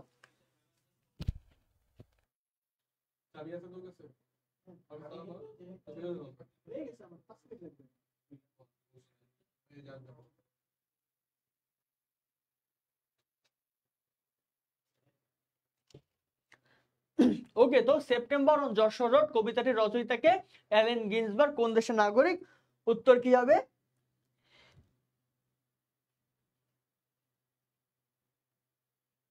ওকে, কোন দেশের? তোমরা জানো যে সি অর্থাৎ যুক্তরাষ্ট্র। আজকের 10 নম্বর প্রশ্ন ছিল এই পর্যন্ত। এখনো প্রশ্ন আরো 10টা আছে, এখনো 10টা প্রশ্ন আছে। এখন যেহেতু ক্লাসের উপস্থিতি খুবই কম, ক্লাসের উপস্থিতি খুবই কম, তো আশা করি আমার ক্লাসটিকে এখানে স্টপ করে দেওয়া উচিত। নেক্সট ক্লাসে কি আবার 10টা কোশ্চেন পড়ানো উচিত কিনা আমাকে একটু কমেন্ট করে জানাও, আমাকে একটু কমেন্ট করে জানাও। তাহলে আমি সুবিধা হবে যে আমি শেষ করে দিব নাকি পড়িয়ে যাব। যেহেতু ওই প্রশ্নগুলোর কিন্তু ব্যাখ্যা বিশ্লেষণ আছে, একটু সময় লাগতে পারে, কিছুটা সময় লাগতে পারে। এখন আমি কি করব, যেহেতু ক্লাসের উপস্থিতি একদম কম, আমি কি আজকে 10টা প্রশ্ন রাখবো, আবার নেক্সট ক্লাসে 10টা প্রশ্ন পড়াবো কিনা এটা একটু আমাকে কনফার্ম করো তোমরা ভাইয়া পুরা। যেহেতু ঘড়িতে রাত 11টা বাজে, তোমাদের উপর ডিপেন্ড করবে।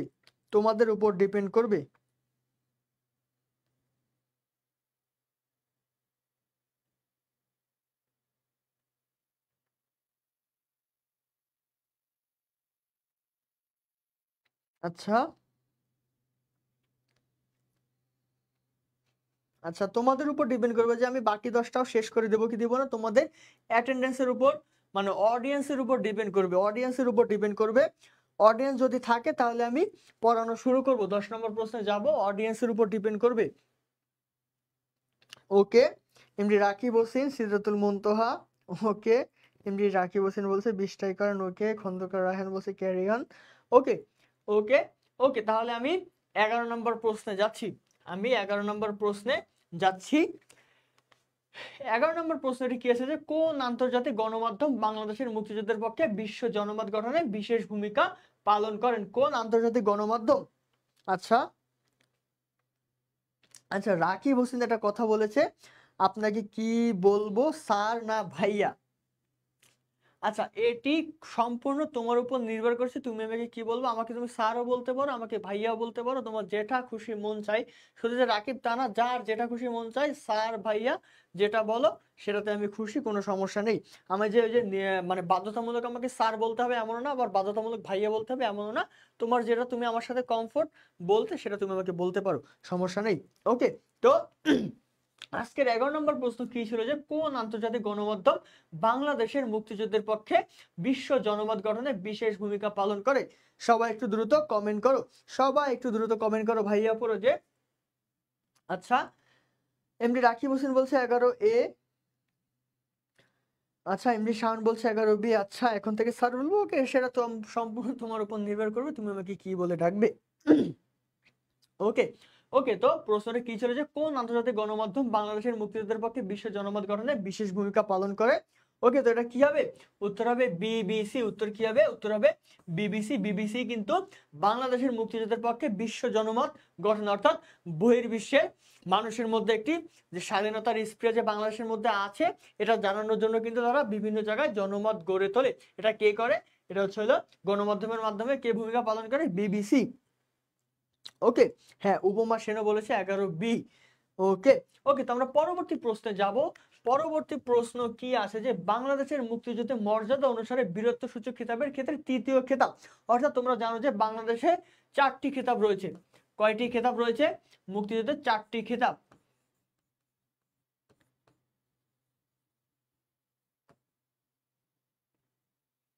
আমি একটু ইনফরমেশন দেই, এটা এটা একটু পড়াতে হবে, তোমরা একটু উত্তর করতে লাগো। ভাইয়াপুরা যারা যারা ক্লাসটি দেখছো তোমরা একটু উত্তর করতে লাগো। প্রশ্নটি কি ছিল যে বাংলাদেশের মুক্তিযুদ্ধে মর্যাদা অনুসারে বীরত্ব সূচক খেতাবের ক্ষেত্রে তৃতীয় খেতাব, অর্থাৎ চারটা খেতাব রয়েছে, এই চারটা খেতাবের মধ্যে তৃতীয় খেতাব কোনটা? আমি একটু তোমাদের চারটা খেতাব একটু আমি লেখা এবং কে কয়টা খেতাব মানে কতজন পেয়েছে সেটা আমি তোমাদেরকে জানিয়ে দেব। ওকে, তো 1 নম্বর আমরা আসি। 1 নম্বর তোমরা সবাই জানো যে বীর শ্রেষ্ঠ। 2 নম্বর কি? বীর উত্তম।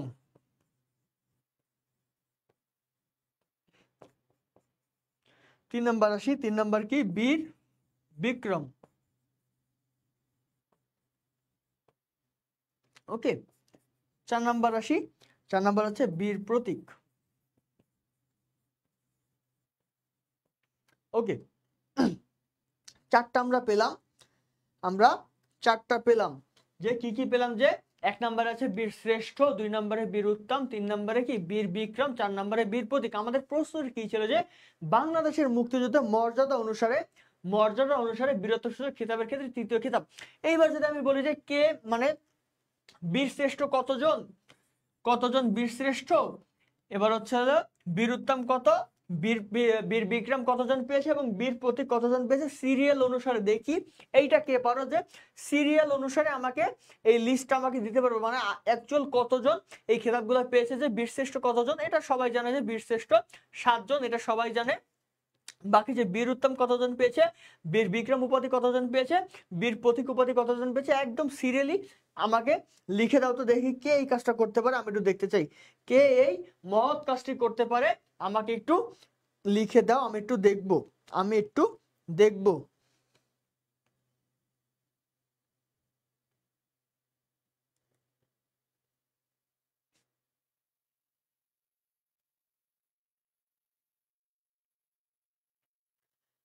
দেখবো এই মহৎ কাজটি কে করতে পারো।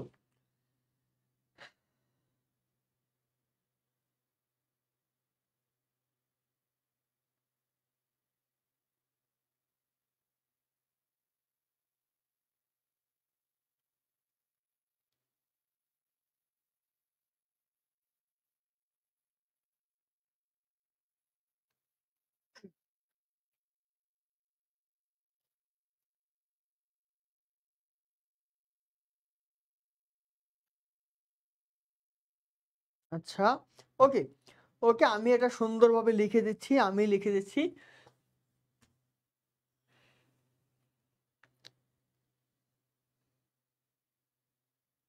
ওকে, তো বীর শ্রেষ্ঠ উপাধি কতজনকে দেওয়া হয়? বীর শ্রেষ্ঠ উপাধি দেওয়া হয় কতজনকে? 7 জনকে। এবার হচ্ছে বীর উত্তম কতজনকে দেওয়া হয়? বীর উত্তম হচ্ছে 68 জন। এবার হচ্ছে বীর বিক্রম হচ্ছে 175 জন এবং সর্বশেষ বীর প্রতীক দেওয়া হয় 426 জনকে। কতজনকে? 426 জনকে বীর প্রতীক দেওয়া হয়। তাহলে আমরা কি পেলাম? যে আচ্ছা, আমাদের প্রশ্নের উত্তর ছিল যে তৃতীয় খেতাব কোনটা? তৃতীয় খেতাব আমরা পেয়েছি যে এই যে বীর বিক্রম। তৃতীয় খেতাব আমরা পেয়েছি এই যে বীর বিক্রম। তাহলে আমাদের উত্তর কি হবে? উত্তর হবে বীর বিক্রম। তাহলে তৃতীয় খেতাব কোনটা? বীর বিক্রম। বীর বিক্রম কতজন থেকে দেওয়া হয়? 175 জনকে। আশা করি এই সিকোয়েন্সটা মানে মনে রাখলে কিন্তু তোমাদের পরীক্ষায় আর ভুল হবে না, পরীক্ষাতে আর ভুল হবে না। ওকে ওকে, আশা করি তোমরা বুঝতে পেরেছো ভাইয়া পুরা। আচ্ছা, অথৈ বিশ্বাস বলেছে বাকিগুলো জানি না। আচ্ছা, আমি সবগুলাই দিয়েছি। ওকে, তো আমরা পরবর্তী প্রশ্নে যাব। আজকে 13 নম্বর প্রশ্ন। 13 নম্বর প্রশ্ন কি বলেছে? যে বাংলাদেশের স্বাধীনতার ঘোষণাপত্রের শিরোনাম কি ছিল? খুবই খুবই খুবই গুরুত্বপূর্ণ একটি প্রশ্ন ভাইয়া পুরো। যে বাংলাদেশের মুক্তিযুদ্ধের বাংলাদেশের স্বাধীনতার ঘোষণাপত্রের শিরোনাম কি ছিল?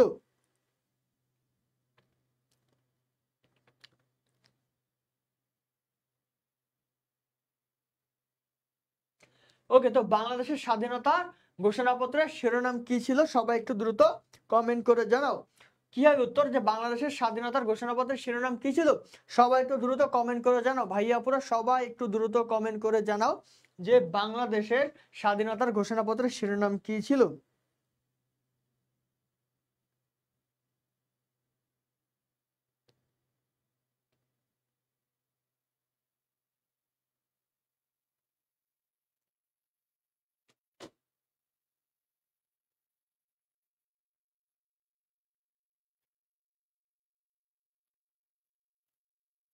আচ্ছা, এটা সাধারণ জ্ঞান প্রশ্ন ব্যাংক সলভ ক্লাস ভাইয়া, বিগত বছরের প্রশ্ন ব্যাংক সলভ ক্লাস। এটা তুমি পরিণতি হিসেবে ধরতে পারো। ওকে, এটা হচ্ছিল সাধারণ জ্ঞানের বিগত বছরের প্রশ্ন ব্যাংক সলভ ক্লাস। এই কোশ্চেনগুলোই বিগত বছরে জাতীয় বিশ্ববিদ্যালয়ে এসেছে এবং জাতীয় বিশ্ববিদ্যালয়ে কিন্তু প্রশ্ন রিপিট হওয়ার সম্ভাবনা রয়েছে অনেক বেশি।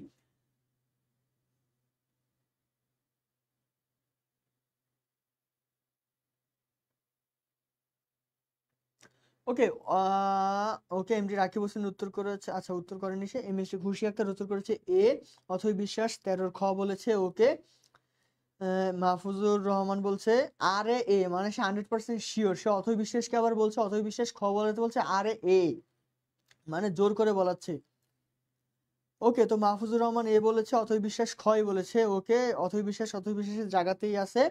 ওকে, ওকে, এমডি রাকিব হোসেন এ বলেছে। সঠিক উত্তর কোনটা হবে? যে বাংলাদেশের স্বাধীনতার ঘোষণাপত্রের শিরোনাম। একটু ভালো করে প্রশ্ন না পড়লে এই অবস্থাতেই হয়। ওকে, ভালো করে প্রশ্ন না পড়লে এই রকম অবস্থাই হয়। স্বাধীনতার ঘোষণাপত্র বলেছে, কি বলেছে, কি বলেছে এটা একটু খেয়াল করতে হবে। কি বলেছে? স্বাধীনতার ঘোষণাপত্র, স্বাধীনতার ঘোষণাপত্র বলেছে, শিরোনাম বলেছে। তো কি হবে উত্তর?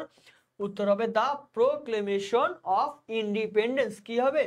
দা প্রোক্লেমেশন অফ ইন্ডিপেন্ডেন্স। মানে একজন বলেছিল, মানে অথই খ বলা তো বলছো আরে এ, আসলে এটা এ হবে না ভাইয়া। কি হবে উত্তর? হবে যে বাংলাদেশ লেখা থাকলে যে বাংলাদেশই হবে এমন কিছু না। দা প্রোক্লেমেশন অফ ইন্ডিপেন্ডেন্স, অর্থাৎ এই যে দা প্রোক্লেমেশন অফ ইন্ডিপেন্ডেন্স, এটার কিন্তু একটা মানে আছে। এটার মানে কি তোমরা জানো? এই যে দা প্রোক্লেমেশন অফ ইন্ডিপেন্ডেন্স এর মানে, এর মানে হচ্ছে যে এটি সেই আনুষ্ঠানিক ঘোষণা বা দলিল যার মাধ্যমে একটি দেশ বা জাতি তাদের স্বাধীনতা দাবি করে এবং তারা আর কোনো উপনিবেশ শক্তি বা রাষ্ট্রের অধীনে থাকবে না। অর্থাৎ এই প্রোক্লেমেশন হচ্ছিল একটি রাষ্ট্রের একটি, মানে তোমার হচ্ছে কি বলে, আনুষ্ঠানিক ঘোষণা করে তারা, আনুষ্ঠানিকভাবে ঘোষণা, বা মনে করতে পারো এটা একটা দলিল। যে দলিলের মাধ্যমে, অর্থাৎ যার মাধ্যমে একটি দেশ বা জাতি তাদের স্বাধীনতা দাবি করে। কি করে? তারা তাদের স্বাধীনতা দাবি করে এবং তারা আর কোনো দেশের উপনিবেশ হিসেবে থাকবে না। অর্থাৎ তারা নিজেরাই স্বাধীন, নিজেরাই তাদের নিজেদেরই সংবিধান হবে, নিজেদেরই পতাকা হবে, নিজেদেরই সবকিছু হবে, মানে সবকিছু নিজেদের হবে। সেটাই কিন্তু একটি মোটামুটি একটা ঘোষণা। সেই ঘোষণাটা কি, শিরোনাম কি ছিল? যে দ্য প্রোক্লেমেশন অফ ইন্ডিপেন্ডেন্স। ওকে, আশা করি তোমরা বিষয়টি বুঝতে পেরেছো ভাইয়া পুরা, আশা করি তোমরা বিষয়টি বুঝতে পেরেছো। ওকে, তো আমরা পরবর্তী প্রশ্নে যাব। আমরা পরবর্তী প্রশ্নে চলে যাব। 14 নম্বর প্রশ্নটা কি আছে? যে মুজিবনগর স্মৃতি সৌধের স্থপতি কে? আচ্ছা, বলছে যে আমি লাস্টে পড়িনি, এই জন্য প্রশ্ন ভালো করে পড়তে হবে ভাইয়া। প্রশ্ন যদি ভালো করে না পড়ো অবস্থাটা এই রকমই হবে। প্রশ্ন ভালো করে না পড়লে অবস্থাটা এই রকমই হবে।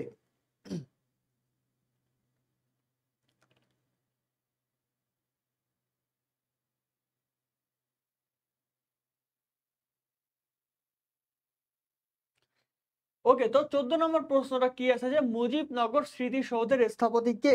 সবাই দ্রুত একটু কমেন্ট করো, মুজিবনগর স্মৃতিসৌধের স্থপতি কে?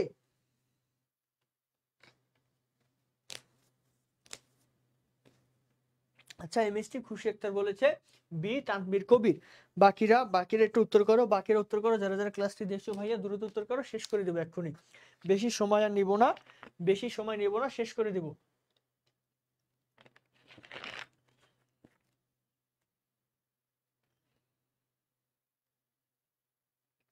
ওকে, তো এমএসটি খুশি আক্তার বলেছে 14 বি, খন্দকার রায়হান বলছে 14 এ, মাহফুজুর রহমান বলছে খ, তুষার পাল বলেছে তানভীর কবির। বাকিরা কোথায়? বাকিদের উত্তর দেখতে চাই, বাকিরা কোথায়? সবাই উত্তর করো, সবাই উত্তর করো। আচ্ছা, অথৈ বিশেষ বলেছে 14 খ হবে, খুব ভালো। ওকে, রাকিব হোসেন বলছে 14 বি। ফাতেমাতুজ জোহরা 14B বলেছে। ওকে ওকে, তো আমি সরাসরি উত্তরে চলে যাব।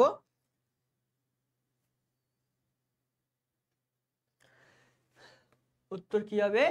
উত্তর হবে তানভীর কবির। উত্তর কি হবে? উত্তর হবে তানভীর কবির। এই যে শামীম শিকদার এবং আচ্ছা, ইনি তো একজন চিত্রশিল্পী, তোমরা সবাই জানো। উত্তর কিভাবে দেখবা?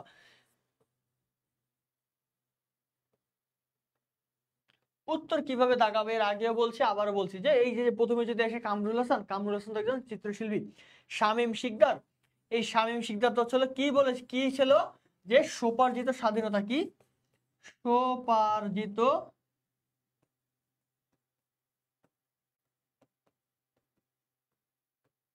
স্বাধীনতা। তারপর কি যে নিতন কুণ্ডু কি রাজশাহী বিশ্ববিদ্যালয়ে জানো যে সাবাস বাংলাদেশ ভাস্কর্যের ভাস্কর কে?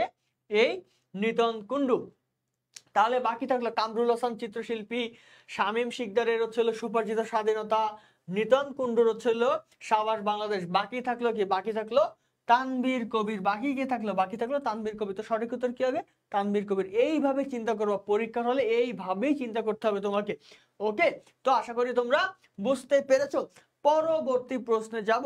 পরবর্তী প্রশ্ন কি আছে? 15 নম্বর প্রশ্ন, যে বাংলাদেশের মুক্তিযুদ্ধের গণহত্যার উপর নির্মিত স্টপ জেনোসাইড প্রামাণ্য চিত্রের পরিচালক কে?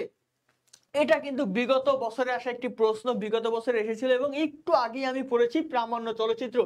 প্রামাণ্য চিত্র দেখো, আমি কিন্তু বলেছিলাম যে এই যে মুক্তিযুদ্ধ থেকে কিন্তু প্রামাণ্য চলচ্চিত্র, স্বল্পদৈর্ঘ্য চলচ্চিত্র, পূর্ণদৈর্ঘ্য চলচ্চিত্র বা বিভিন্ন উপন্যাস, ভাষা আন্দোলনের সেম এইভাবে কিন্তু প্রশ্ন আসতে পারে। দেখো সেই রকম একটা প্রশ্ন কিন্তু বিগত বছরে এসেছে, যেটা আমি আজকে মানে একটু আগে তোমাকে ডিটেলসে আমি পড়িয়েছিলাম। তো এরকম একটা প্রশ্ন এবং তোমাদের সামনে এসে পড়েছে। তো প্রশ্নটি কি? যে বাংলাদেশের মুক্তিযুদ্ধের উপর, মুক্তিযুদ্ধের গণহত্যার উপর নির্মিত স্টপ জেনোসাইড প্রামাণ্য চিত্রের পরিচালক কে? একটু আগে তোমাদেরকে পড়িয়েছি, একটু আগেই পড়িয়েছি। ওকে, দ্রুত তারপর একটু কমেন্ট করো, যারা যারা ক্লাসটি দেখছো একটু কমেন্ট করো। ওকে, তো এমএসটি খুশি আক্তার বি বলেছে, এমডি রাকিব হোসেন, এমডি শাওন, সিদরাতুল মুনতা ফাবিয়া, সবাই বলছে কে? জহির রায়হান, মানে বি।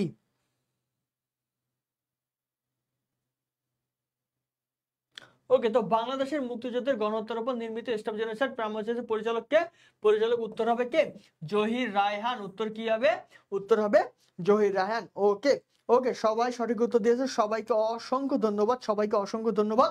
আমরা পরবর্তী প্রশ্নে যাব। পরবর্তী প্রশ্ন নেই, পরবর্তী কোর্স আছে, কোর্স এখনো ভর্তি চলমান। সবাই দ্রুত দ্রুত ভর্তি হয়ে নেবে, যারা যারা এখনো অল ইন অন কোর্সে ভর্তি হয়নি, কেননা রাজশাহী পরীক্ষা খুব সন্নিকটে। এরপরে কিন্তু জাতীয় বিশ্ববিদ্যালয় এবং জিএসটি সহ 7 কলেজের পরীক্ষা বাকি রয়েছে। যারা যারা কোর্সে ভর্তি হতে চাও, আমাদের যে লিজেন্ড কেয়ার ফেসবুক পেজ আছে সেখানে মেসেজ দিয়ে অথবা আমার মাধ্যমেও কিন্তু ভর্তি হতে পারবে। আমাকে ইনবক্স করলে কিন্তু তোমরা ভর্তি হতে পারবে। ওকে ওকে, তো 16 নম্বর প্রশ্ন কি আছে? যে বাংলাদেশের কৃষি দিবস, এই দিবস কিন্তু খুবই গুরুত্বপূর্ণ। দিবস থেকে কিন্তু প্রশ্ন আসে। আজকে কিন্তু অনেকগুলো দিবস আমি তোমাদের জন্য রেখেছি, যেগুলো আমি লেখাবো, তোমরা উত্তর করতে লাগো। সেই সাথে আমি তোমাদের দিবসগুলো একটু লিখিয়ে দিই। যে প্রশ্নটি কি ছিল? যে বাংলাদেশের কৃষি দিবস পালিত হয় যে তারিখে? তোমরা ভাইয়া আপুরা একটু উত্তর করতে লাগো। আমি তোমাদেরকে গুরুত্বপূর্ণ কিছু দিবস যেগুলো থেকে প্রশ্নে আসতে পারে, সেই গুরুত্বপূর্ণ কিছু দিবস আমি তোমাদেরকে লিখিয়ে দিচ্ছি, তোমরা খাতায় একটু নোট করো। ওকে ওকে, তোমরা একটু খাতা নোট করো, আমি তোমাদেরকে লিখিয়ে দিচ্ছি গুরুত্বপূর্ণ কিছু দিবস। ওকে, প্রথমে আসি 26 সেপ্টেম্বর। 26 সেপ্টেম্বর কি? 26 সেপ্টেম্বর হচ্ছে বিশ্ব নদী দিবস। সবাই একটু খাতায় নোট করো। এই দিবস থেকে যদি কোনো প্রশ্ন আসে, এর বাইরে আশা করি আসবে না। 26 সেপ্টেম্বর বিশ্ব নদী দিবস, বিশ্ব নদী দিবস।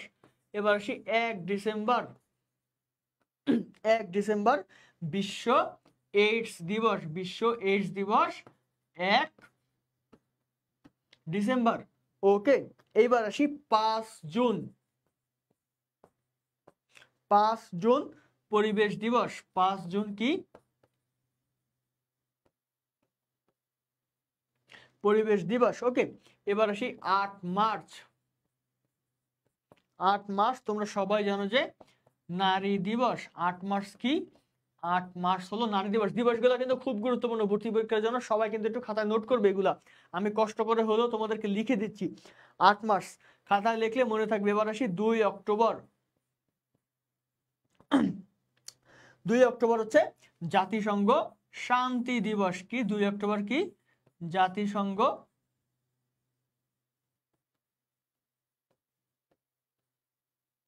শান্তি দিবস গেল। 2 অক্টোবর গেল। এবার 14 নভেম্বর।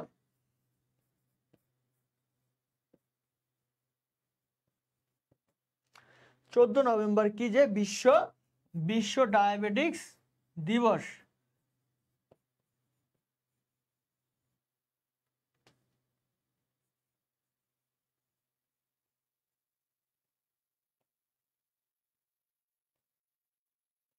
বিশ্ব ডায়াবেটিক্স দিবস কবে? 14 নভেম্বর। আমি একটু উপর থেকে মুছে দিচ্ছি যেহেতু জায়গা সংকট, আমি উপর থেকে মুছে দিচ্ছি। ওকে গেল।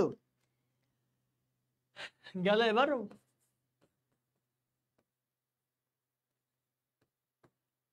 5 সেপ্টেম্বর জাতীয় শিক্ষক দিবস। কিন্তু বাংলাদেশে পালিত হয় এটা, কিন্তু যেটা বিশ্ব সেটা তো বিশ্বই। জাতীয় শিক্ষক দিবস। ওকে 5 সেপ্টেম্বর কি জাতীয় শিক্ষক দিবস গেল।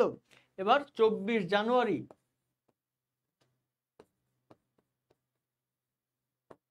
24 জানুয়ারি আন্তর্জাতিক শিক্ষা দিবস।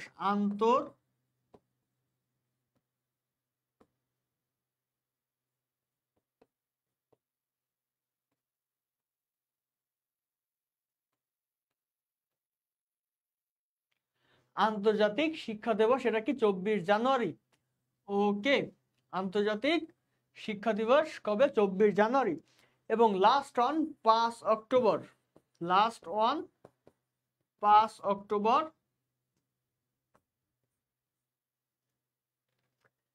5 অক্টোবর হচ্ছে বিশ্ব শিক্ষক দিবস। এইটা কিন্তু ছিল জাতীয় শিক্ষক দিবস। দেখো এটা কিন্তু কনফিউজিং একটি প্রশ্ন যে 5 সেপ্টেম্বর যদি বলে সেটা হলো জাতীয় শিক্ষক দিবস, অর্থাৎ বাংলাদেশে এটা পালন করা হয়। জাতীয় শিক্ষক দিবস কবে? 5 সেপ্টেম্বর। কিন্তু 5 অক্টোবর এটা কিন্তু বিশ্ব শিক্ষক দিবস। 5 অক্টোবর বিশ্ব শিক্ষক দিবস। এটা কিন্তু মনে রাখবে, এটা কিন্তু ভালো করে মনে রাখবে যে 5 সেপ্টেম্বর জাতীয় শিক্ষক দিবস, যেটা বাংলাদেশে পালন করা হয় 5 সেপ্টেম্বর। এবং 5 অক্টোবর যেটা ছিল বিশ্ব শিক্ষক দিবস, যেটা ছিল পুরো বিশ্বের মানুষ একসাথে পালন করে। ওকে তো আশা করি দিবসগুলো তোমরা বুঝতে পেরেছো। এবং খাতা নোট করবে, এর বাইরে যদি দিবস অবশ্য দিবে না। ওকে তো সবাই অগ্রহায়ণ পহেলা অগ্রহায়ণ কমেন্ট করেছো। ওকে তো সঠিক উত্তর কি হবে? সঠিক উত্তর হবে বাংলাদেশের কৃষি দিবস পালিত হয় যে তারিখে, সেটা হচ্ছে কি অপশন বি পহেলা অগ্রহায়ণ। উত্তর কি হবে? পহেলা অগ্রহায়ণ। যারা সঠিক উত্তর দিয়েছে সবাইকে অসংখ্য ধন্যবাদ। ওকে তো আজকে 17 নাম্বার প্রশ্নে যাব। 17 নাম্বার প্রশ্নটি আমাদের কি আছে যে বাংলাদেশের জাতীয় সঙ্গীতের ইংরেজি অনুবাদক কে? বাংলাদেশের জাতীয় সঙ্গীতের ইংরেজি অনুবাদক কে? সবাই একটু দ্রুত কমেন্ট করে জানাও।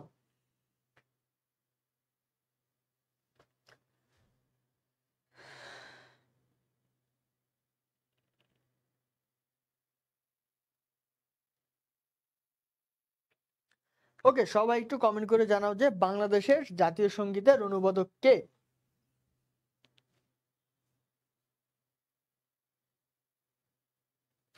ওকে তো রাকিব হোসেন উত্তর দিয়েছে সৈয়দ আলী আহসান।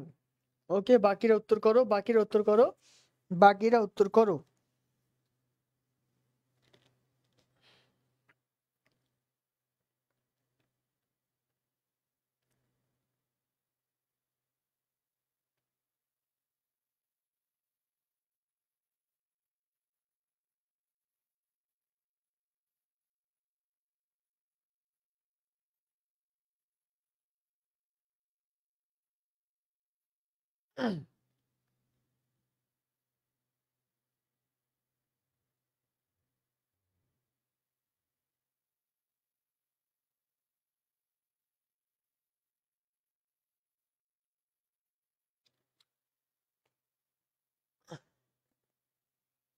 আচ্ছা ফাতেমাতো জোহরা। ওকে তো বাংলাদেশের জাতীয় সঙ্গীতের ইংরেজি অনুবাদক কে হবে? ইংরেজি অনুবাদক কে? সৈয়দ আলী আহসান। উত্তর কি হবে? উত্তর হবে সৈয়দ আলী আহসান। তো বাংলাদেশের জাতীয় সঙ্গীতের ইংরেজি অনুবাদক কে? সৈয়দ আলী আহসান। ওকে, তো আশা করি তোমরা বুঝতে পেরেছো। আমরা পরবর্তী প্রশ্নে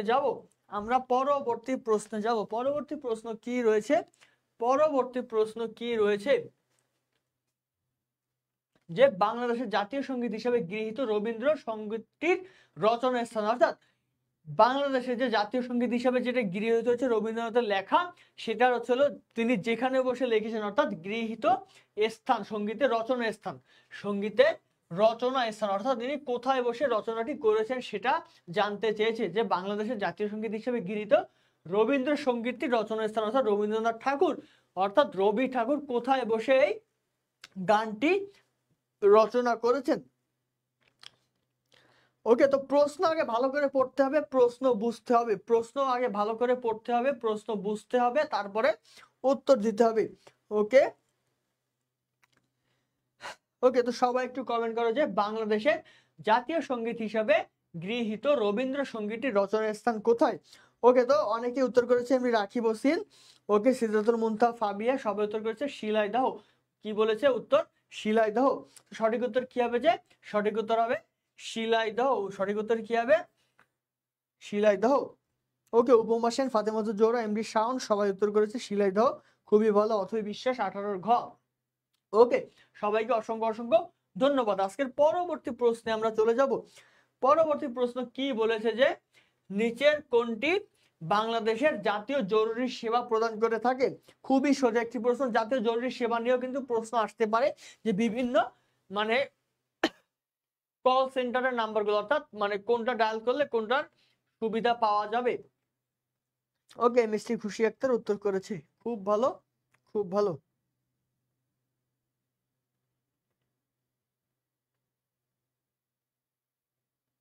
ওকে, সিদরাতুল মুনতাহা বলেছে 999, রাকিব হোসেন বলেছে সি।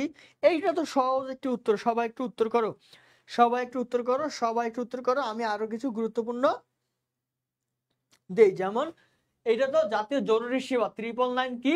999 হচ্ছে জাতীয় জরুরি সেবা। আরো কিছু জাতীয় জরুরি সেবা রয়েছে, যেমন ফায়ার সার্ভিস। তোমরা কিন্তু 999 ফোন দিয়েও কিন্তু ফায়ার সার্ভিসের সহায়তা নিতে পারবে। এবার 999 ফোন দিলে হবে কি, তারা মানে 999 আর কি তোমার অভিযোগটি আর কি নিবে, নেওয়ার পরে তারা ফায়ার তোমার স্থানে যে ফায়ার সার্ভিস রয়েছে তোমাদের লোকেশনে, সেখানে তাদেরকে ফোন কল করে পাঠাবে। অর্থাৎ বা তুমি কিন্তু সরাসরিও কিন্তু 999 এর সাহায্য না নিয়ে ফায়ার সার্ভিসকে ডাকতে পারবে। সেটা ছিল 16163, অর্থাৎ 16163 এই নাম্বারে কল দিয়ে কিন্তু ফায়ার সার্ভিসকে তোমরা ডাকতে পারবে।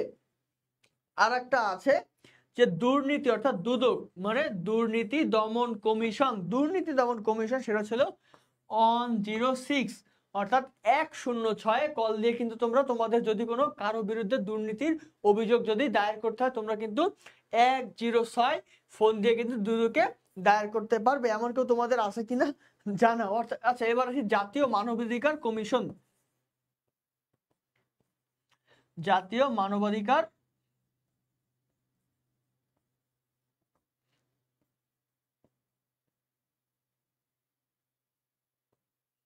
জাতীয় মানবাধিকার কমিশনে তোমরা ফোন কল দিতে পারবে যে 16108, অর্থাৎ 16108 এই নাম্বারে কল দিয়ে কিন্তু তোমরা জাতীয় মানবাধিকার যে কমিশন রয়েছে এখানে যোগাযোগ করতে পারবে।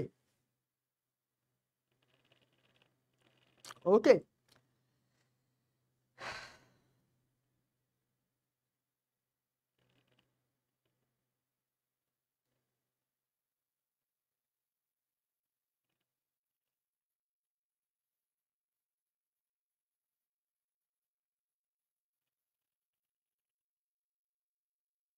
হ্যাঁ, সবাই সঠিক উত্তর করেছে, সবাইকে ধন্যবাদ। ওকে, তো আজকের শেষ প্রশ্ন, আজকের শেষ প্রশ্নটা আমরা একটু দেখবো যে বাংলাদেশে গণ অভ্যুত্থান দিবস পালিত হয় কোন তারিখে। আজকের শেষ প্রশ্ন যে বাংলাদেশে গণ অভ্যুত্থান দিবস পালিত হয় কোন তারিখে। সবাই একটু দ্রুত কমেন্ট করো। আজকের শেষ প্রশ্ন ভাইয়াপুর, আজকের শেষ প্রশ্ন যে বাংলাদেশে গণ অভ্যুত্থান দিবস পালিত হয় কোন তারিখে।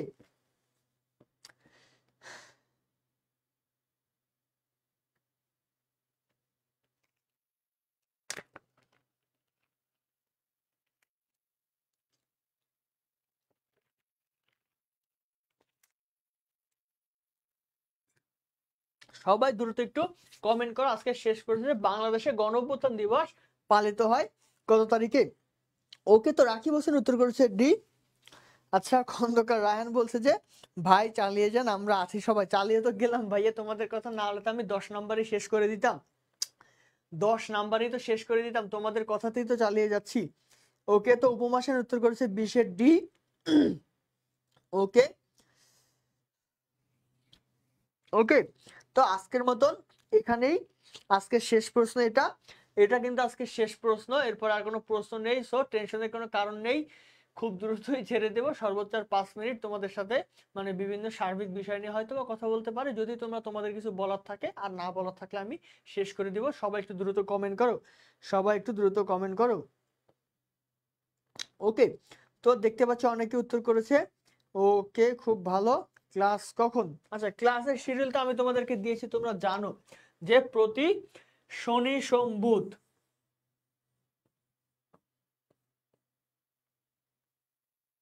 শনি সোম বুধ রাত 10টা, মানে এইটা ঠিক থাকবে, এইটা একদম ঠিক থাকবে। এই যে শনি সোম বুধ, শনি সোম বুধ একদম ঠিক থাকবে তোমাদের ক্লাস, এই 3 দিনই হবে। কিন্তু অনেক সময় দেখা গেল রাত 10টাতে হতে পারে, অনেক সময় 8টাতে হতে পারে, 8টাতে 7টাতে হতে পারে, মানে টাইমের কখনো মানে টাইমের কোনো নির্দিষ্ট কোনো কিছু নাই। তবে তোমরা জানো যে এই যে আমাদের পেজে তুমি ক্লাস করতেছো, এই পেজে কিন্তু আমাদের যারা অ্যাডমিন রয়েছে তারা কিন্তু ইনফরমেশন দেয় যে কখন আমার ক্লাস হবে, জাতীয় বিশ্ববিদ্যালয়ের জন্য কোন দিন হবে বা কোন সময় হবে, সেটা কিন্তু ইনফরমেশন বা তথ্য বা নির্দেশ যেটাই বলো না কেন, মানে ক্লাস শুরুর 3-4 ঘন্টা বা 5 ঘন্টা আগে কিন্তু দিয়ে থাকি। যেমন গতকালকে আমি ক্লাসটি নিতে পারবো না, সেটার কিন্তু ইনফরমেশনও তোমাদেরকে কিন্তু পেজের মাধ্যমে দিয়ে দিয়েছি। ওকে, তো আমার ক্লাস থাকবে 3 দিন এবং কখন ক্লাস হবে সেটা কিন্তু পেজের মাধ্যমে জানিয়ে দেওয়া হবে। আচ্ছা, জাতীয় বিশ্ববিদ্যালয়ের সিলেবাস নিয়ে বলতে গেলে এতদিন যে তোমরা পড়ছো না, শর্ট সিলেবাসটাই পড়ো, ভালো করে শর্ট সিলেবাসটাই পড়ো। আশা করি শর্ট সিলেবাসের বাইরে প্রশ্ন আসবে না। তবে তবে বাংলার ক্ষেত্রে, বাংলার ক্ষেত্রে যদি বলি, বাংলার ক্ষেত্রে ফুল সিলেবাসটা একটু, শর্ট সিলেবাস পড়ার পাশাপাশি ফুল সিলেবাসটা একটু দেখে যাও। এবং মৌলিক জিকের কথা যদি বলি, ইন্টারে যে তোমাদের শর্ট সিলেবাসের যে মৌলিক জিকে পড়ছো ওটাই ভালো করে পড়িও। ওকে, এবং তোমরা জানো যে বাংলাদেশ পার্ট থেকেই কিন্তু মানে জিকেটা বেশি আসবে, আন্তর্জাতিক থেকে দিতেও পারে আবার নাও দিতে পারে, শিওর না, বাট দিলে আশা করি তোমরা পারবা, কারণ আন্তর্জাতিক ক্লাসে আন্তর্জাতিক সম্পর্কের ক্লাস কিন্তু আমি নিয়েছি। যেমন গতদিন মানে মানে একটা ক্লাসে আমি 15 নিয়ে ক্লাস নিয়েছিলাম, শর্ট সিলেবাসে হওয়ার সম্ভাবনাই বেশি, বাট বাট ওই যেটা বললাম যে বাংলাটা কিন্তু একটু ভালো করে মানে শর্ট সিলেবাসের পাশাপাশি ফুল সিলেবাসটা একটু দেখে যেও। ওকে, পাশাপাশি যেটা বললাম যে মৌলিক জিকেটা একটু ভালো করে পড়বা। ওকে ওকে ভাইয়া, জিকে নিয়ে আরো ক্লাস চাই, উপমা সেন। হ্যাঁ, জিকে নিয়ে তো আমি তো সেই জাতীয় বিশ্ববিদ্যালয়ের একদম শুরু থেকে মানে জবে থেকে জাতীয় বিশ্ববিদ্যালয়ের মানে ভর্তি পরীক্ষার মাধ্যমে ভর্তি হবে, যেটি মানে সার্কুলার তোমাদেরকে দিয়েছে, সে তখন থেকেই কিন্তু আমি মানে সার্কুলার দেওয়ার আগে কিন্তু মানে যত যত মানে যেদিন থেকে আর কি যে নির্দেশনা আসে জাতীয় বিশ্ববিদ্যালয় এবার 24-25 সেশন থেকে ভর্তি পরীক্ষার মাধ্যমে কিন্তু ভর্তি সম্পন্ন করা হবে, তো ঠিক তখন থেকে কিন্তু আমি জাতীয় বিশ্ববিদ্যালয়ের সাধারণ জ্ঞান ক্লাস নিয়ে আসছি। মানে মানে এই পর্যন্ত আমি মানে সর্বমোট 22 থেকে 25টি ক্লাস কিন্তু আমি জাতীয় বিশ্ববিদ্যালয়ের জন্য নিয়েছি। ওকে, আচ্ছা অথই বিশ্বাস, সেটার উত্তর তো আমি দিলাম এতক্ষণ যে শর্ট সিলেবাসে হবে না ফুল সিলেবাসে। আমি আরো একবার বলছি যে বাংলা যেটা, বাংলাটা শর্ট সিলেবাসের পাশাপাশি ফুল সিলেবাস তোমরা একটু দেখে যাও, জাস্ট রিভাইজ দিয়ে যাও, যাতে ফুল সিলেবাস থেকে 2-3টা কোশ্চেন যদি দেয় তোমরা উত্তর করতে পারো। আর জিকে যেটা বললাম, বাংলাদেশ পার্টটা ভালো করে পড়বো, পাশাপাশি মৌলিক জিকে তোমার ইন্টারে যে 4টা সাবজেক্ট ছিল মৌলিক জিকের উপরে, সেই 4টা সাবজেক্ট পৌরনীতি, তারপরে ইসলামের ইতিহাস, যা যা আছে তোমরা ভালো জানো। ওকে, তো এটি ভালো করে দেখিও। ইংলিশও সেম, আর জিকে তো আমি পড়াচ্ছি, জিকে সাজেশন প্রতিনিয়ত দিচ্ছি, কোশ্চেন ব্যাংক সলভ ক্লাস করাচ্ছি, আর প্রশ্ন ব্যাংকটা বেশি করে করাচ্ছি। কেন তোমরা জানো যে তোমরা আসলে জাতীয় বিশ্ববিদ্যালয়ে কিন্তু লাস্ট পরীক্ষা হয়েছিল কিন্তু 14-15 সেশন, এরপরে কিন্তু আর কোনো, অর্থাৎ বিগত 10 বছর, এরা 24-25 চলছে, বিগত 10 বছর জাতীয় বিশ্ববিদ্যালয়ে কোনো ভর্তি পরীক্ষা হয়নি। তো এইবার কিন্তু জাতীয় বিশ্ববিদ্যালয়ে ওই যে বিগত বছরের যে প্রশ্নগুলো, প্রশ্ন থেকে প্রশ্ন রিপিট হওয়ার সম্ভাবনা খুব বেশি, এই জন্য কিন্তু আমি প্রশ্ন ব্যাংক মানে মোটামুটি তোমাদেরকে শেষ করে দিয়েছি। আর হয়তো 4 থেকে 5টা ক্লাস নিলে প্রশ্ন ব্যাংক সলভ ক্লাস টোটাল শেষ হবে। ওকে, তো আমার প্রশ্নটি কি ছিল, প্রশ্নটির উত্তর দিই যে বাংলাদেশের গণ অভ্যুত্থান দিবস পালিত হয় কোন তারিখে। ওকে, বাংলাদেশের গণঅভ্যুত্থান দিবস পালিত হয় 24 জানুয়ারি। কবে? 24 জানুয়ারি।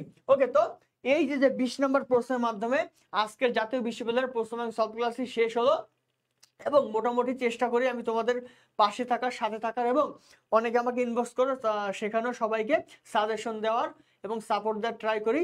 তো আশা করি এভাবে আমি চালিয়ে যাব, তোমাদের পাশে আছি, পাশে ছিলাম, পাশে ইনশাল্লাহ থাকবো। তো পরবর্তী দেখা হচ্ছে আবার শনিবারে। ওকে, তো সেই শনিবার পর্যন্ত সবাই ভালো থাকো, সুস্থ থাকো। আসসালামু আলাইকুম।